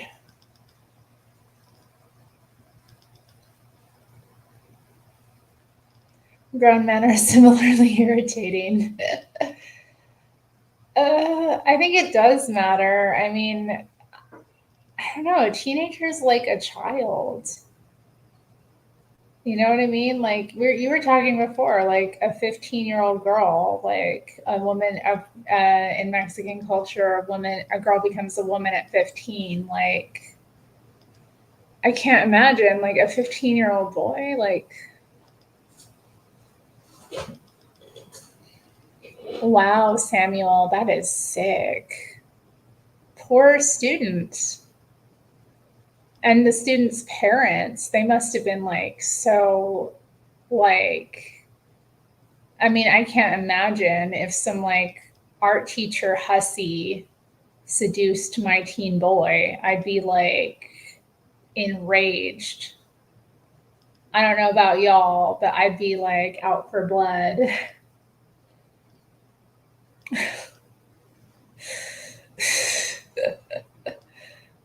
And yeah, that's an awful situation. Like,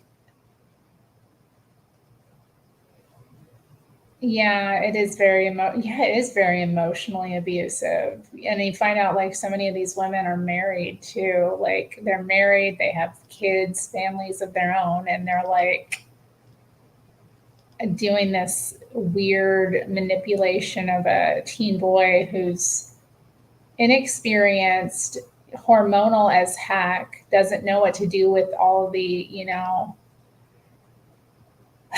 hormones rushing through his young body and the way his body has changed. And, she's just offering him like, and she's taking him into the garden, let's just say. I think it's not, it's so abusive and inappropriate. The dad might not see it the same way as the mom. Maybe not, but I'm not a dad. I'm a mom. I'm going to be out for blood. Oh, that woman would be getting it for sure. Like, come on. I mean, how do you even react? Yes, I think, I mean, it's male and female sexuality is different as well. So, and like females are vulnerable in ways that males aren't. So there's that. So yeah, I mean, let's say an older male like groomed and seduced like your son or daughter. Like, how would you feel about that? You'd probably feel completely differently. You know what I mean? So, I mean, a bit of that is because of the nature of the difference.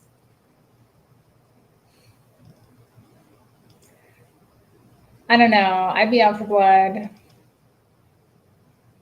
You don't have to be out for blood, Gregatron. Mom will be out for blood. The mom's going to be the one knocking down the friggin' door, demanding justice.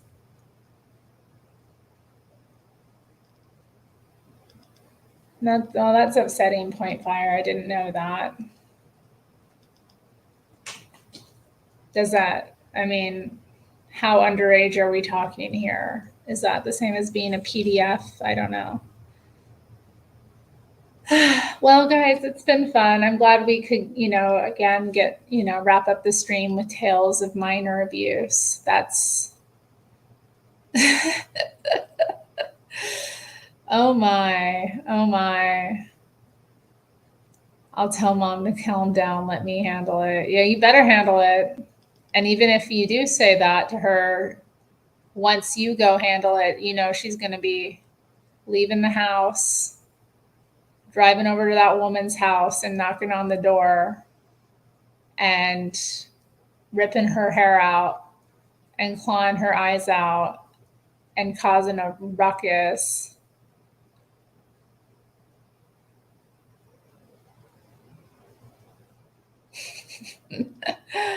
I'm just saying.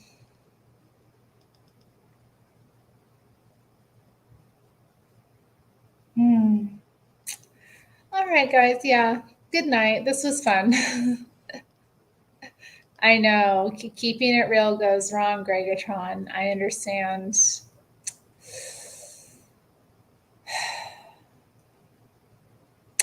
Well, good night.